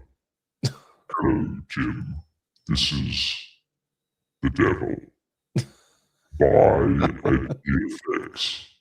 It's got 100 megapixels and Nikon sucks. Okay, I'm not pressing any more buttons. Please don't. Yeah, please don't. Okay. So your images, Jim. Did you say you got some images? Do you want some that you want me to show? I sent you some. It's in either on your email or on the camera in the document. It's neither. Let me have a look. Nope, not an email. Let me refresh the document. But you don't have to show them. I tried to cull it down, but I didn't do very good. Oh yeah, Jim's link is there. Yeah, it's not linked. I got it. I'll copy that. And do that.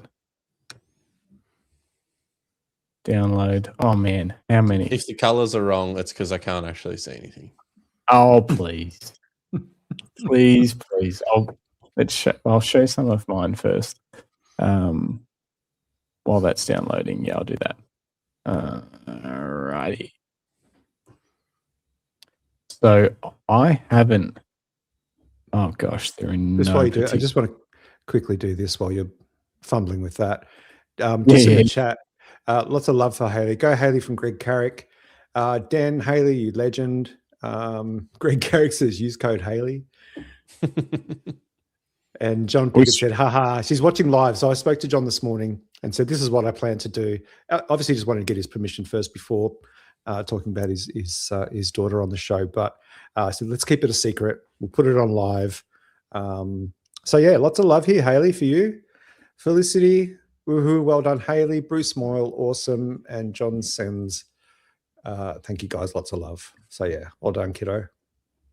Very cool. All right. while this is downloading, while Jim's is downloading, I'm going to quickly show some stuff from my last week in Bali. It's more than one image, but it's our show, so that's what happens.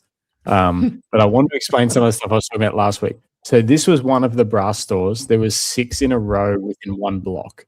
And this is what I was talking about, where they're like, this is a brass store and they sell brass stuff. And obviously it's very clear out the front. There's all these door handles. But if you could see inside where it's darker, you might be able to see it a little bit through this. There's just hundreds and hundreds of different brass things. And you're like, okay, that's pretty cool. But this is, so next, this is the button store. Now they sell buttons. You see the jars? Do you see those jars? Yeah, yeah. Mm-hmm. They're full of buttons of particular sizes and colors. Every jar in that store has a different size and color of button, and you can go in there and you buy any button you want.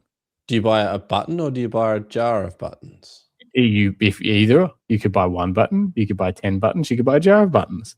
You have to sell a lot of buttons to. If you go in close, this is made of buttons. Oh, my Lord. They're all buttons of different types that they sell. Everything you can want. And you want to know something really funny? I bought a party shirt from a thrift store over here, and it cost more than it should have from a thrift store. And I got it home and I went to put it on. So I'd buy a party shirt. I mean, basically like a short sleeve tropical shirt, like something you would wear like a Hawaiian party or whatever. Are you trying to blend in? A button up. Yeah. I just wanted, it was just nice. Anyway, got it back. The thing only had one freaking button. All the other buttons had been ripped off because obviously someone had gotten drunk and been like, yeah, and ripped their shirt off and then gave it to a thrift store and they didn't check the buttons. So I went to this place and I was like, well, actually Elena asked and she said, can you also sew the buttons on? And they were like, no, we just sell the buttons, but somewhere else we'll sew the buttons on. That's how niche the stores are over here. The button store doesn't even sew buttons on. They just sell buttons and then you take them somewhere else to get them sewn on. We don't care what you do with them. How much was a button? I didn't ask for pricing. I didn't Was it so how do you make a button store work? They've got, it's a 4 frontage store. They're doing well. All right, let's move on. Last week I talked about the place that sells, I don't have a close up for you guys, obviously. So I can zoom in though. This place sells glass that's blown over the top and like melted over the top of timber in individual pieces that you can have in your home. Every bit of glass that you see here is like an individual vase hanging over some like timber that you could put in your house. And this is just the bit that's out the front, and the whole store is full of it. All just that one thing, just different types of glass blown that's then draped over a bit of timber and used either on a table, or some of them are quite tall and could be like up against a wall or whatever. That's the whole store. And it's the bit that you can see is nowhere near as big as what's actually in the store. Anyway.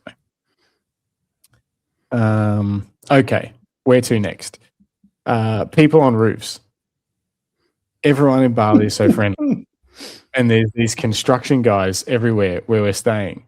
And every time we go out, I wave to them, and now they wave to me even if I haven't waved to them. So we go past them and they're on the roofs working, and it's also geometric and very cool. And then everyone, hang on, not that one. Everyone goes to the button store. Everyone goes to the button store. Everyone waves when you go past them and they're on the roof of something. And it's awesome. That's so cool. That's a cool shot. So friendly. And where's this one from? I mustn't have exported it. Oh, well, there's tons more. What else did I want to show you guys some things of? This store, I feel like Greg would love just the arrangement of the windows. Oh, it's just satisfying. I do like order. And then what do they sell? I have no idea. I think they sell. Yeah, that's what I was going to say. Craig, Obviously. Jim beat me to it, Maniquanky. Tons of it. They have heaps of it in. What- but the power lines are chaos Yeah, I above can the. see. And yet you have no power. Well, I do tonight. Yeah. What else? What else? Pets. Let's go to first, like geometric. I don't even know what the right word is. Flat. I'm calling this flat lays of buildings, not flat lays, but like where the shape front on flat shapes of buildings is so satisfying here. Everything. So there's like this, and then this.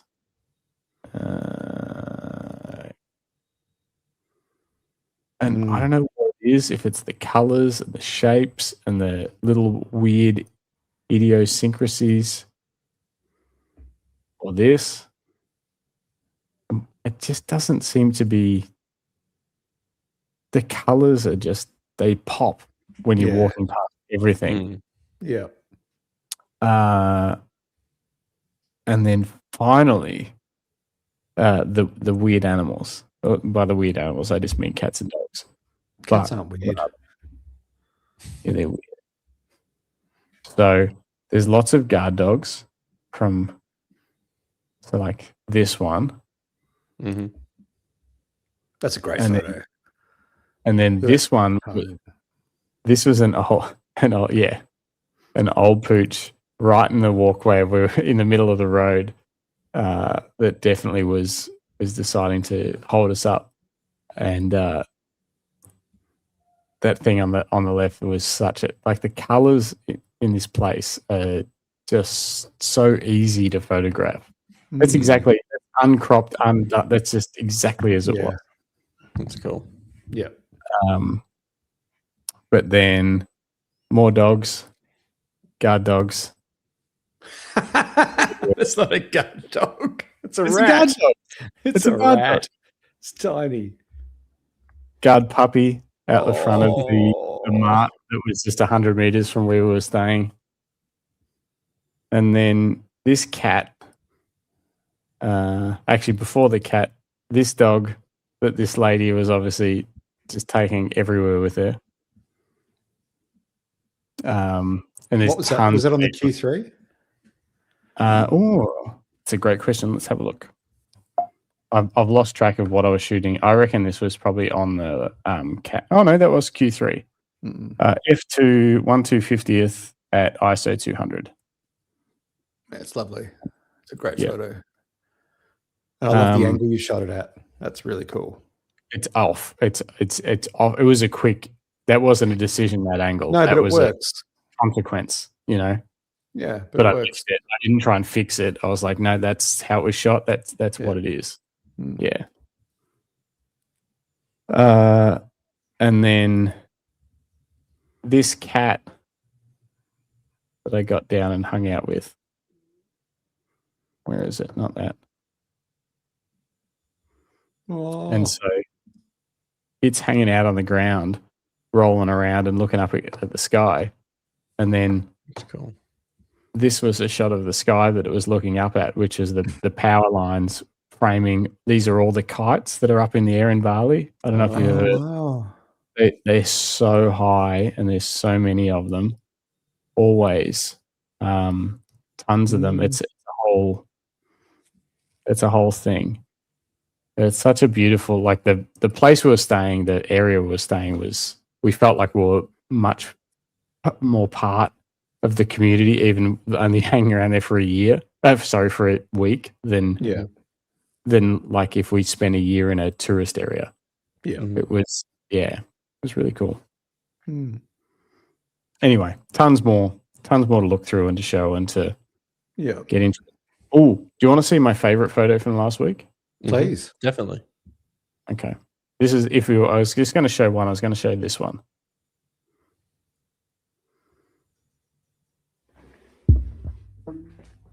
Yeah, it's a bit hard on a small screen. That's beautiful. I love that. So this is outside the prison and this is where you park to go in for visiting. I'm not Mhm. sure if this woman was here to visit or what she was doing. She was carrying something. Looks shady. Yeah, Looks she might shady. I reckon there's a file in that piece of fruit Yeah, or whatever it is in the bag. shovel or something. But just the Shuffle. I don't know, the lines that the helmet's leading in Yeah. to where her face is, and then all the other that's Mm. so that was a couple hundred meters from where we were staying. Yeah. No, that's excellent. I love it. Yeah, It's a great that was the screenshot. photo I took. Yeah. Very cool. What was that taken on? Let's see. Am I a Canon guy or a Leica guy? Leica. Oh, well, I guess that's that. Yeah. All right, we better move on to actual people's photos. Mm. Oh, and just while you do that, Yelena's got a definition for manikwangi or manikwangi, translate to fragrant jewel or scented bead. Scented bead. Hmm. Interesting. All right. I'm bringing yours down at the moment, Jim, and we'll look at those at the end, maybe, once I get through all this stuff. New folder, Jim.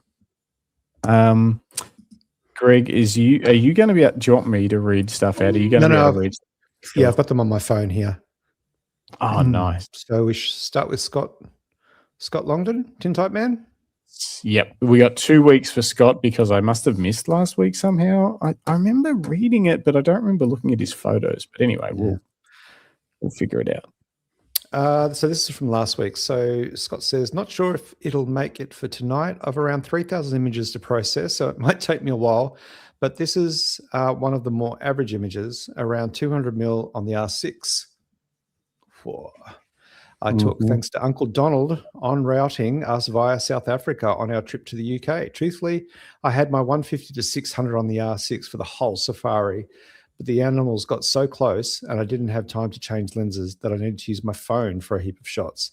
Just to prove that the lion was so close, I needed to use my phone. The lioness decided to bite the mirror of the truck we were traveling in. Apparently, a few weeks ago, a lioness actually bit the tire and punctured it, stranding everyone in the park for a few hours. Whoa. This is nuts. Isn't it? That's awesome. That's so cool. Oh, we scared? Oh, no. Yeah, that's crazy. Anyway, that's why you need a second body with a wide angle lens. Yeah. Let's go shopping. And then I think there was some more photos submitted for this week. Yeah. So Scott goes on to say, hopefully you got my images from the last week. For accidental sojourn into Africa whilst trying to avoid Uncle Donald's war in the Middle East. The elephants were just amazing, as elephants always are.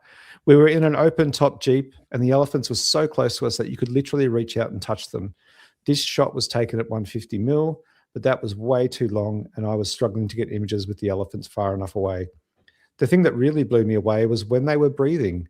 The sound was so low in bass that my chest was vibrating in rhythm to each breath they took. We also encountered a family standing in the middle of the road. Talk about a roadblock. They weren't moving and we simply had to sit and wait for the 30 minutes until they decided to move on. And I'll send that shot separately. And he did. Yeah. That's awesome. That's really cool. What a great way to turn misfortune of having to reroute your flights into something amazing. Yeah. Yeah, well played. Very well played, Scott. And Dennis says the tight shot still works too, and it does. Yeah, That's it the does. thing. It's like, you might feel like you're like, oh, I'm missing the ears or whatever, but no, it's a close portrait. Same with this one. Absolutely. Yeah, I think it works indeed. If I was to do anything, I'd move that that signature to the left side, put it in the black bit. Oh, good idea. Distracting on its mouth, maybe. Yeah, good thinking. Yeah. It'll be easier to read in the darker spot. Yeah, maybe. It's probably just a preset on Lightroom export. Yeah, to protect it. Yeah, amazing. What an amazing experience. Mm. Coming up next, we've got John Latimer. All right. To answer your last week's question, will I be upgrading to the Sony A7R6? No, I have a rule that I only buy one decent piece of camera equipment per year. One piece per, I don't understand what he means. Do you, just Jim? No, I think he's confused. That can't be right, John. Are you sure? Maybe just check in with us because that doesn't sound accurate at all. Are you sure it's not 100 pieces per year? Yeah, or one per month. I mean, even that Yeah. would be stretching it. One per week. One for each month of the year. Yeah, something like that. So, Anyway, yeah. he goes on to say, I got into photography with a Lumix FZ300, which was a 25 to 600 equivalent at a constant 2.8 bridging camera.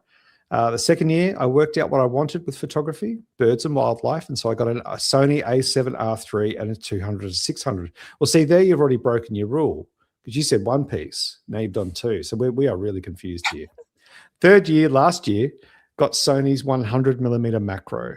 I would like it, but skills carry across. I would like to upgrade, but skills carry across any gear, and high-end gear only shines once you've grown into it, which is a very, very good point. Mhm. My photo this week is a white-necked heron. The change in this, sorry. I just want to zoom in on the water on this thing, but yeah, go on. So it's a white-necked heron.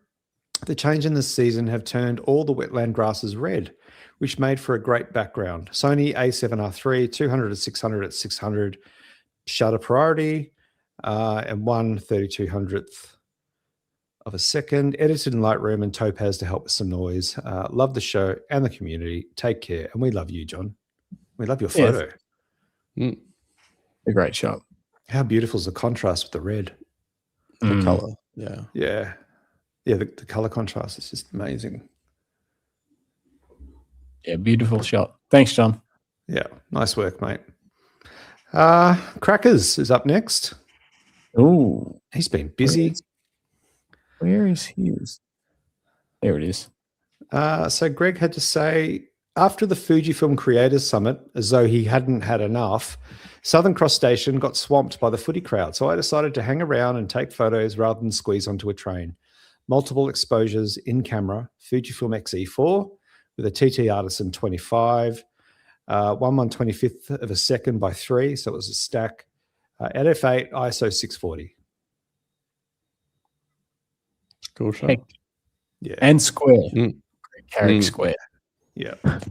He did some really cool shots of the Taiko drummers at the festival too, at the summit, sorry. Same kind of stuff.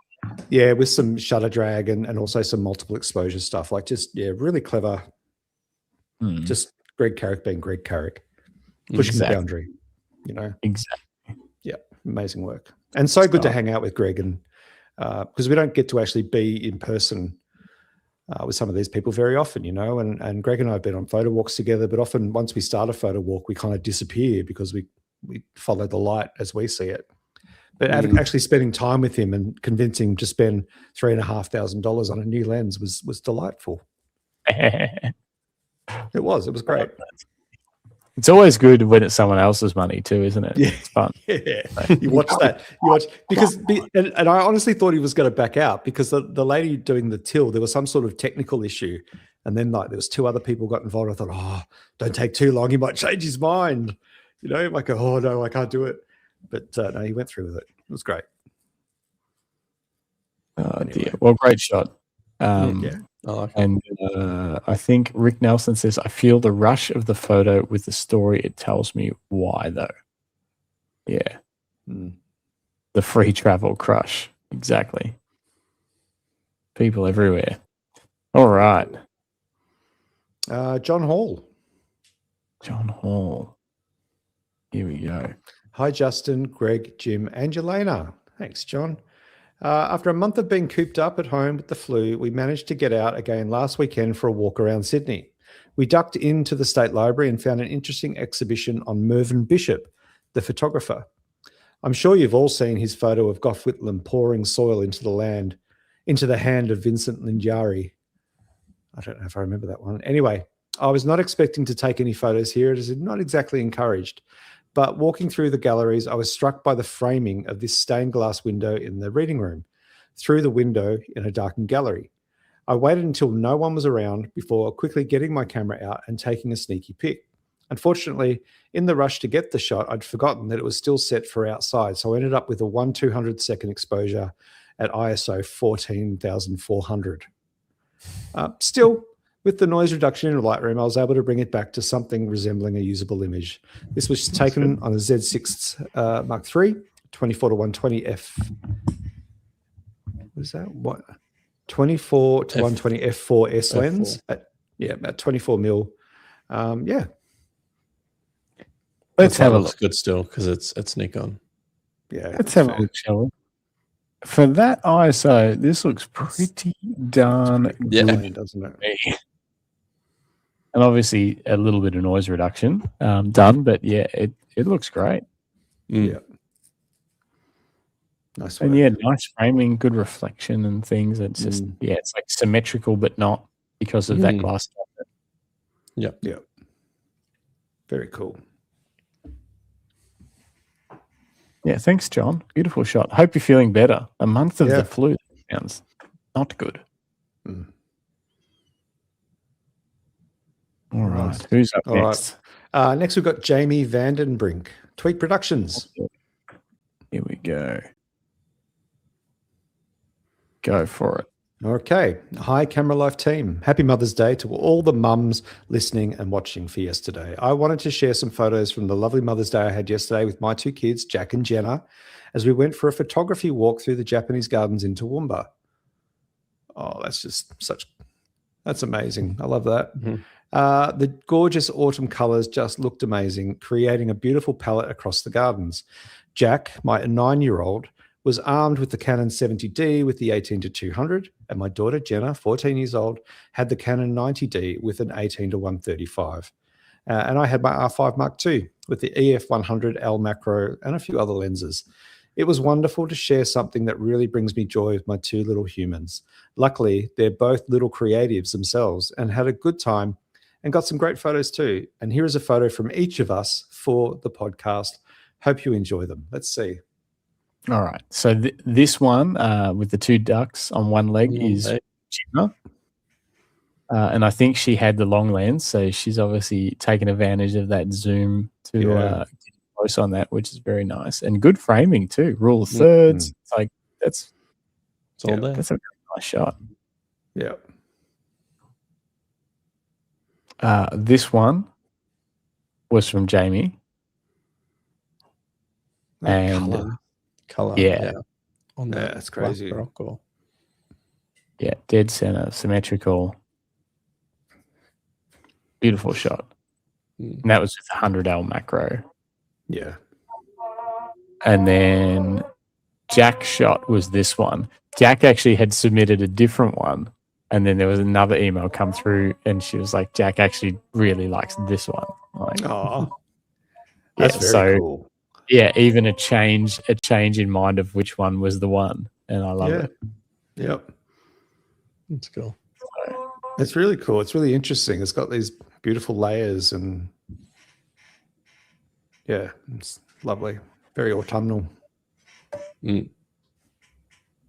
Well done, guys.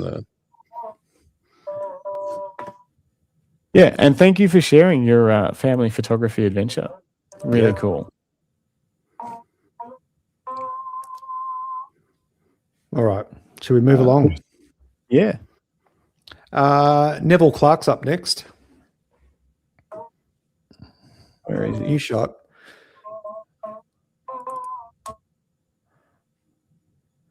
Okay. I just love the lines in the sand, Nev says. Denmark, Western Australia, Leica Q3 28 with a Nissi CPL. Cool shot. Look at where the light falls. That's gorgeous. ISO 100, f8, shutter 1/60th. I'm so glad I bought this camera. Thanks, Greg, for just saying, just do it. It's what I'm best at. That's a gorgeous shot. I love the way the light is sort of softly like kind of fades out towards the bottom of the frame. Mm. It's also like a rim light around the water. Like if the Yeah. water was a person and the light was hitting their hair, that's the same kind of effect it would have. That Yeah. kind of rim lighting. Yeah, it's really Mm. interesting. That's a great shot, Nev. Well done, mate. Yeah, beautiful shot. I mean, I don't want to say your GFX probably could have taken that shot as well, but the Q3 definitely sealed the deal. Yeah, the color's amazing. And that's coming from me, who has a Q3. So, Indeed. yeah, beautiful shot. Yeah, light on the edge of the water. Everyone's keen on Yeah.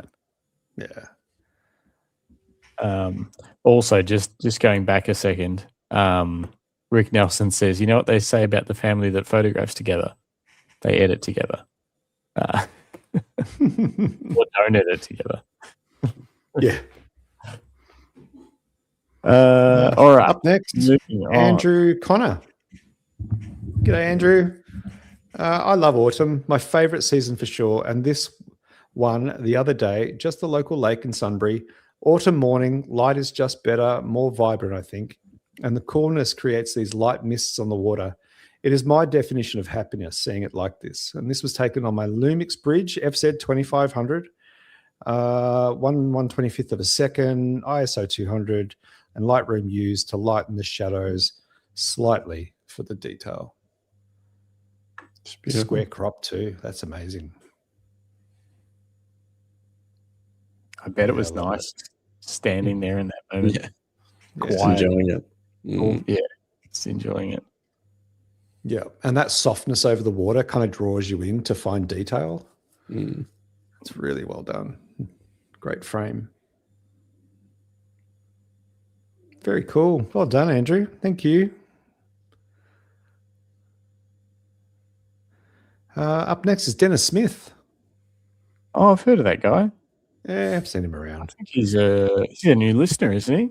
Just He's a car salesman, isn't he, from Bendigo? Could be. Yeah.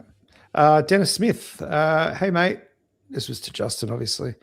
Missed the show last week, but we'll be back around tonight. Here's a pic and behind the scene. This is it's my computer's stuck. There we go. Got it. Oh, wow. It's beautiful. Jesus, Den. Has he lit that landscape? Yes, No. well, I'll get to that. Okay. Show the first one. Show this while reading. So this was created in the Flinders Ranges at a very special spot to me. It is great as an astro spot for obvious reasons, although this is not technically light painting. I wanted to light the foreground, so I took a long time to get just right. The scale here is immense, but this is a single exposure. The second shot is a pano to show the location of the lights. They were insanely dim, always hard to the side to create shape. There's no second shot, Dennis. Oh, well, we'll have to imagine it. I'll try to see if there's only one. This was shot with a Sony A7R4. Oh, excuse me, sorry. 20 millimeter f1.8G Beast, 3200 ISO f1.8, and 30 seconds. All right, hang on. I found that. The other shot, it was weird. They were both in the same link. Anyway, I can do this on the fly. You can do Let's it, have a Joe. look. Come on. 7 seconds left. That's not it. No, I know that's the whale again. Hang on.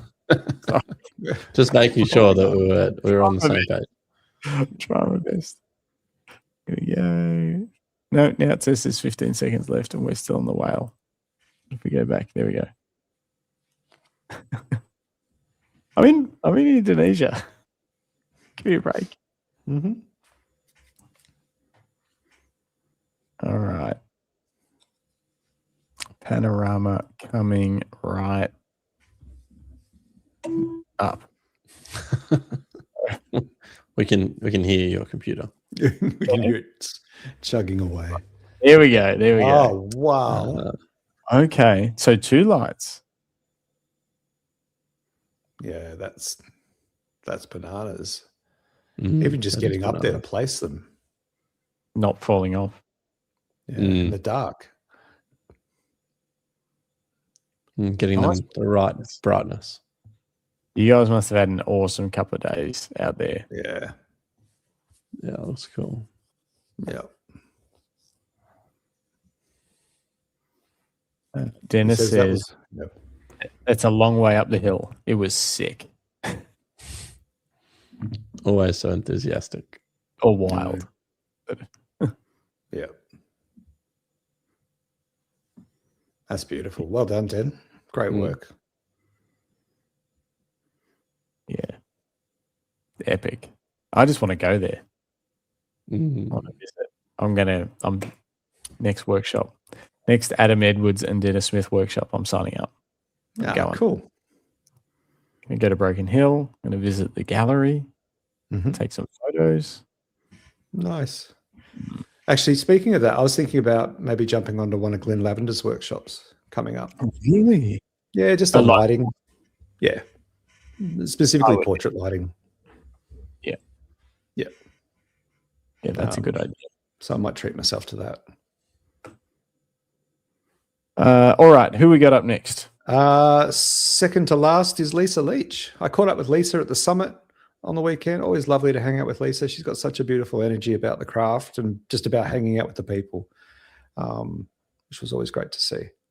Lisa Leach, please see my image for the Your Images section of the podcast. Whilst I seriously considered sending the money shot of Crackers paying for his Fujifilm purchase at the Creator Summit, I could not resist showing off some more magic scenery from New Zealand.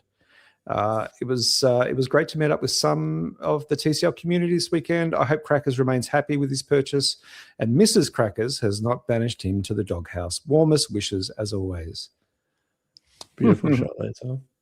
Yeah. I love that. That's amazing. It just draws you in and then your eye runs along that horizon line. So I was going to say the perfectly placed clumps of more like foliage in between the mountains. It's almost like a sound. You know how you get those, you get like sound waves when you edit video? Oh, yeah. I don't know what it's called, but you know what I mean? It almost looks like that. Like there's highs and lows in it. I don't know. Yeah. Yeah, it's very cool. Mystical. It's a beautiful shot. It is very beautiful. Great stuff. Also, I think Felicity Johnson was there. Don't miss that one. Oh, did I miss Felicity? Yeah, you missed Felicity. Oh, I did. Sorry, guys. You missed That's Philip. the one I kept bringing up. Yeah, I'm sorry. All right, let's go to Felicity. Sorry, Felicity. I didn't mean to skip you. I went on a 5-day whale photography tour with Ben Erickson, and it was an amazing experience. My first time seeing a whale. Ben was really adamant. You don't have whales in Bendigo or Gorong? That's surprising. Ben was really adamant on getting us to put the camera down and really taking the experience of these whales lunging through the air.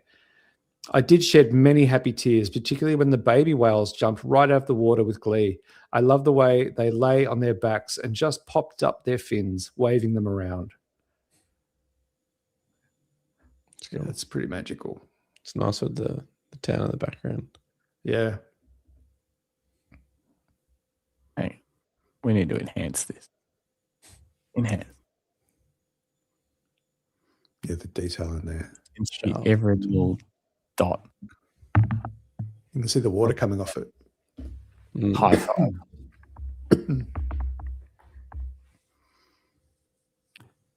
That's a beautiful. Yeah, it is. Moment. That's a Print moment it. I want to print it. I want to go on that work. I want to see a whale.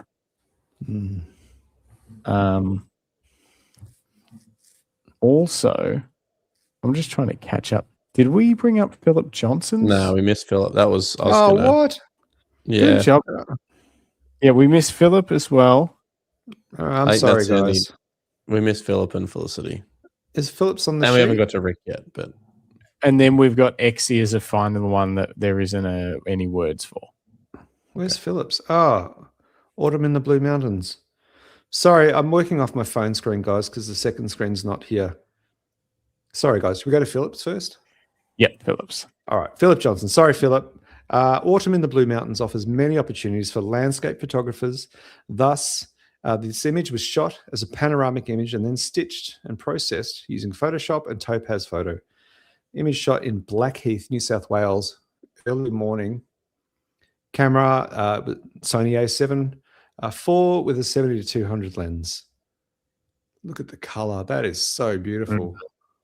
Yeah, it's the color. So they've very got like a painterly, heap of isn't it? detail in it if it's Yeah. a pano. Yeah. You said it was a stitch. So Yeah. it's a stitch. That's impressive. Hmm. It's almost like a painting, isn't it? Just that there's that soft quality to it. Here's a question. Would you like it better with or without the car? I can't tell.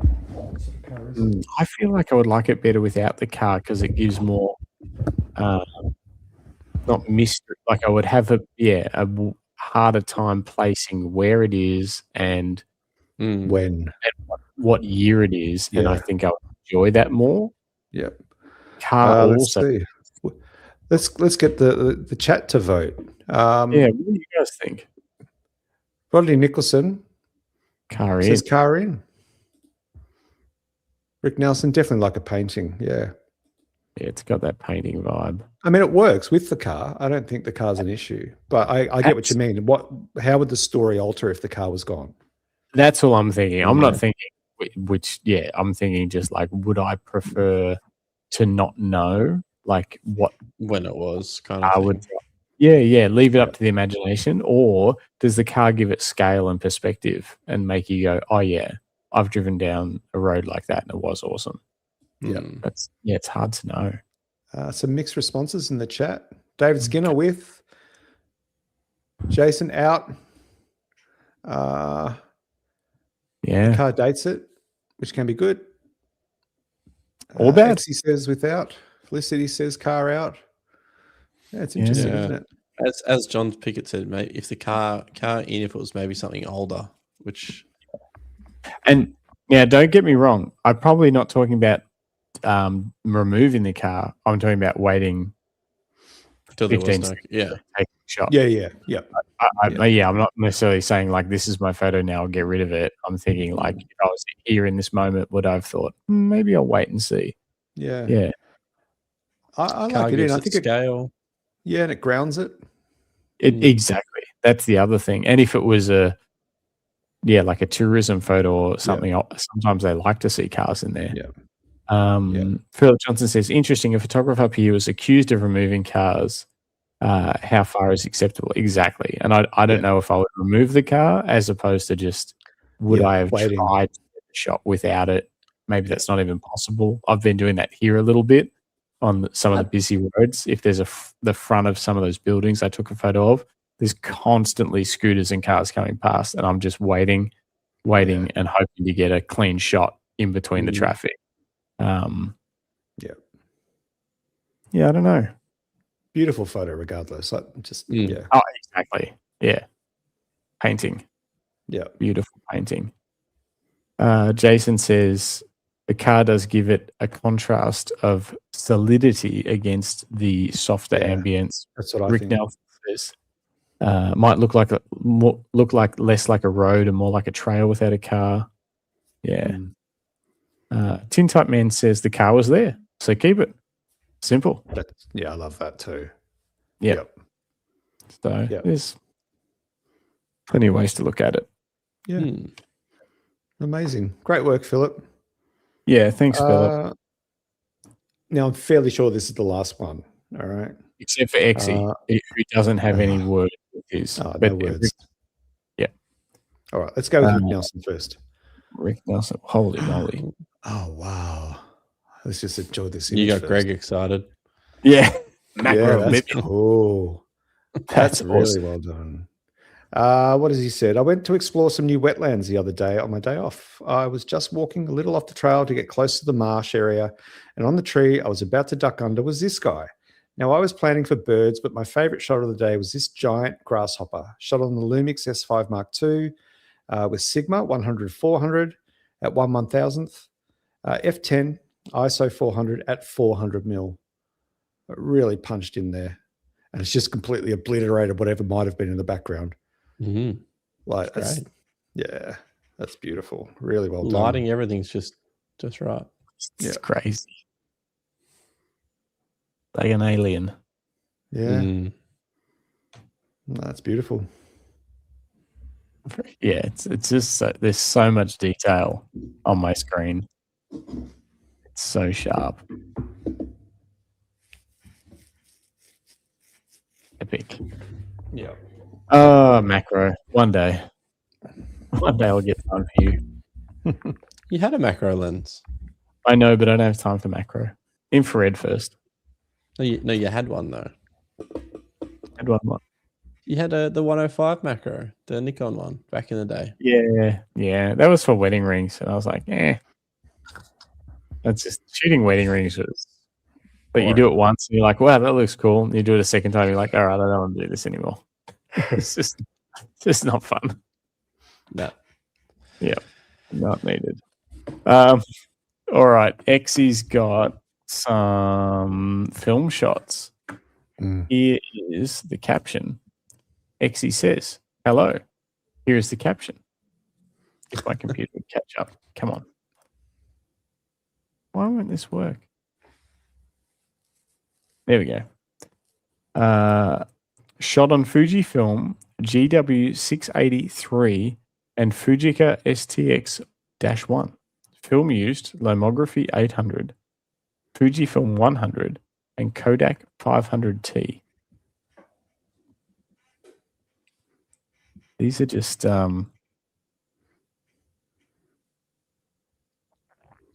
films. No, I don't think I've used any of those films.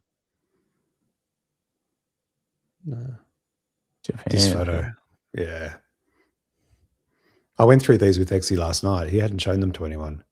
I said, what are you doing? You need to show these to people. And he's actually, I've actually paid for one of his prints, which I just got today. Really? It's going to be really hard to see, but this is like one of those little underground strip shops in Japan. Oh, yeah. I remember like exploring a whole bunch of these whenever I was in mostly in Tokyo, around Asakusa, around the train station. No. And yeah, it just, the colors, that doesn't do it justice, but the colors are absolutely beautiful. And it's that Cine Still 800. Yeah, I was going to say shot on film, obviously. Yeah. Yeah.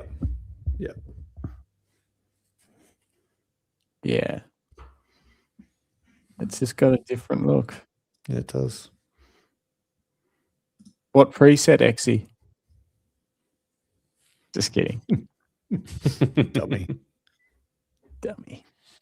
Yeah, look at him. Yeah, look at the blues. Like, it's just really cool.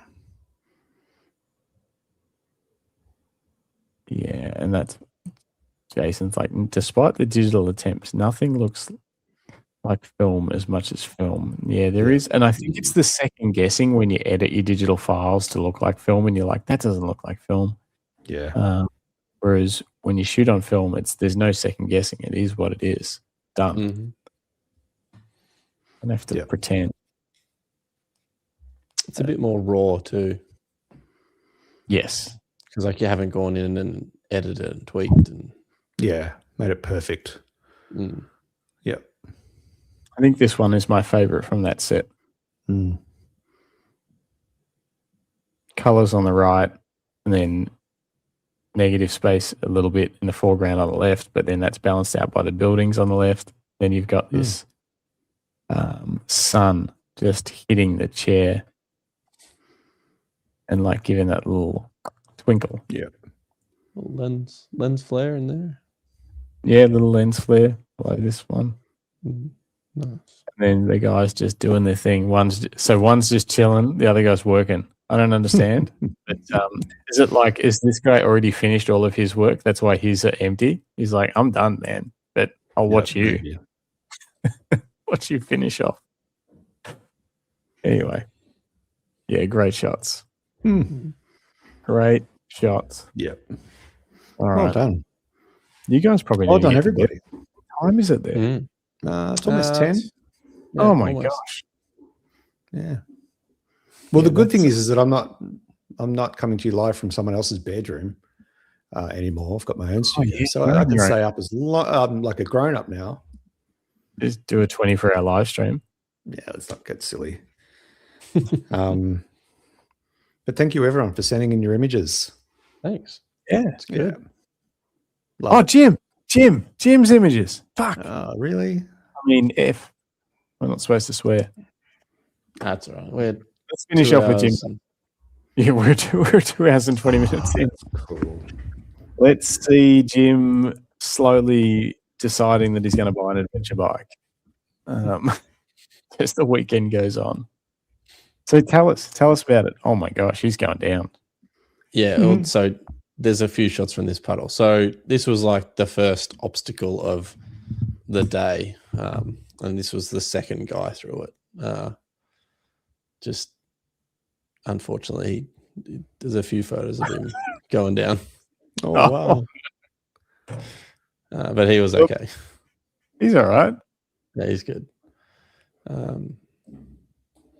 So it was again difficult trying to ride and take photos and not know what's ahead. So you're constantly second guessing yourself of, is this a good spot or should I keep going on?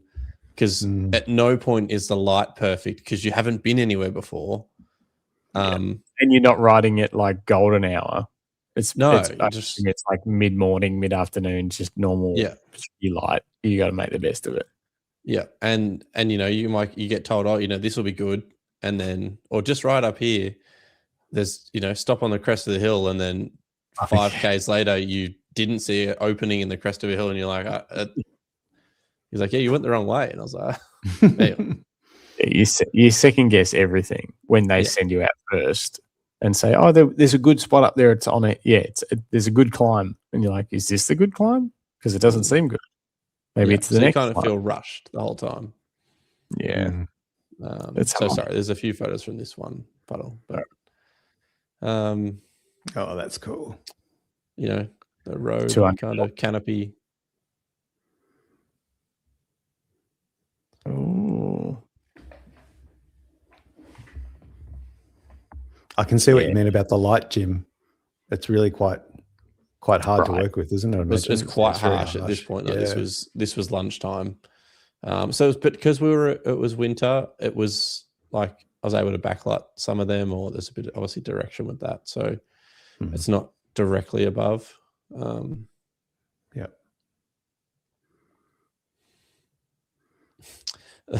You'll laugh at this, Justin. When I was standing up on this log, one of the guys says to me, he goes, do you want us to face the other way? Because if we face this way, our faces will be in the shadows. And I was like, no. We can do it that way, but then you'll look like me, and I'm looking up to the sun with my eyes closed because it was horrifically bright. Oh my gosh! I was like, I've done a couple of group photos. Yeah. I got this, bro. You go. You just relax and ride your bikes. I can do this. Yeah, it's nice though. So one of the guys in this photo has one of your camera straps, Justin. What? Which one? He doesn't have it on him, but that guy there. Oh. Which one? The guy there. It's like the guy next to the fluorescent jacket. You remember Andy from the CF Moto, right? The video guy? The head video guy? Oh, a little bit, yeah. Yeah, so that's him. That was the. Is that him? But he's had a lucky strap for a long, long time. He said, "Heck yeah!" Oh, that's cool. Yeah. Was he judging everything you did? Probably. Oh, I like that one. So this was starting to get into the end of the day, and this was when I was starting to be able to find spots. So we'd ridden this track in the morning, so I had a bit of an idea of what I might be able to get. So this was the owner of the trail riding thing. Yeah. Yeah, that's the best one I've seen so far. in terms of like it's dynamic, framed really well, good use of light.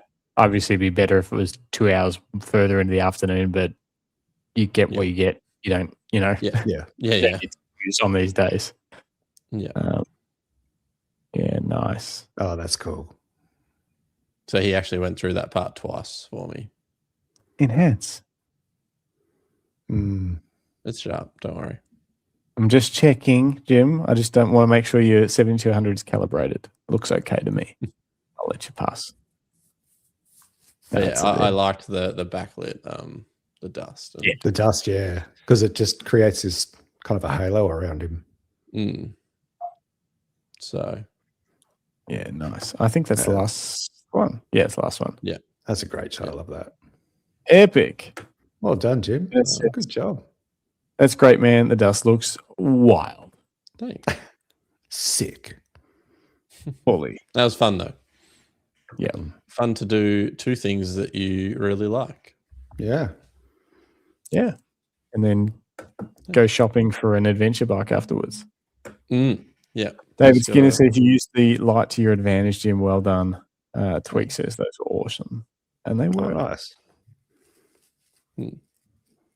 Thanks, guys. All right.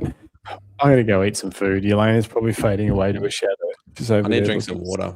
Hungry. Yeah. I need to sleep. Well, look, I think that's a great place. It is the place to tie a bow in today's episode of the Camera Life Podcast Random Photography Show. Just a reminder for everyone that is watching, we've got our Thursday morning interview show coming up, 9 a.m. this Thursday, Australian Eastern Standard Time. It's already there. It's on YouTube. You can go check out the preview now. Make sure you hit the bell icon, or on the actual video itself, you can hit notify me and you'll get a notification just before it goes live. And we are interviewing Chris Anderson this week, I think, from memory. Let me just double check. Yeah, Chris Anderson is joining us. He's a multidisciplinary photographer, so we're going to learn a lot about what it's like having your fingers in all the pies. I don't know what that means. I'm sorry. It just came to me. But Jim, thank you so much. Great to have you jumping back on the shows lately. We really appreciate it. It's always great to hear your updates.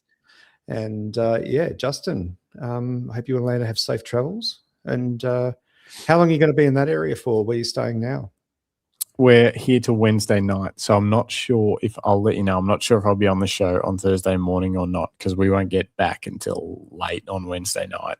And then the show would be 7 a.m. the next. Anyway, I'll let you know. All right, we'll see how we go. Yeah, only a couple of days here. Yep, fair enough. Nice. Cool. All right, well, let's play some music. And Justin, do you want to do the honors of saying goodbye to some folks? I've got no music, but yeah. Well, I'm still figuring.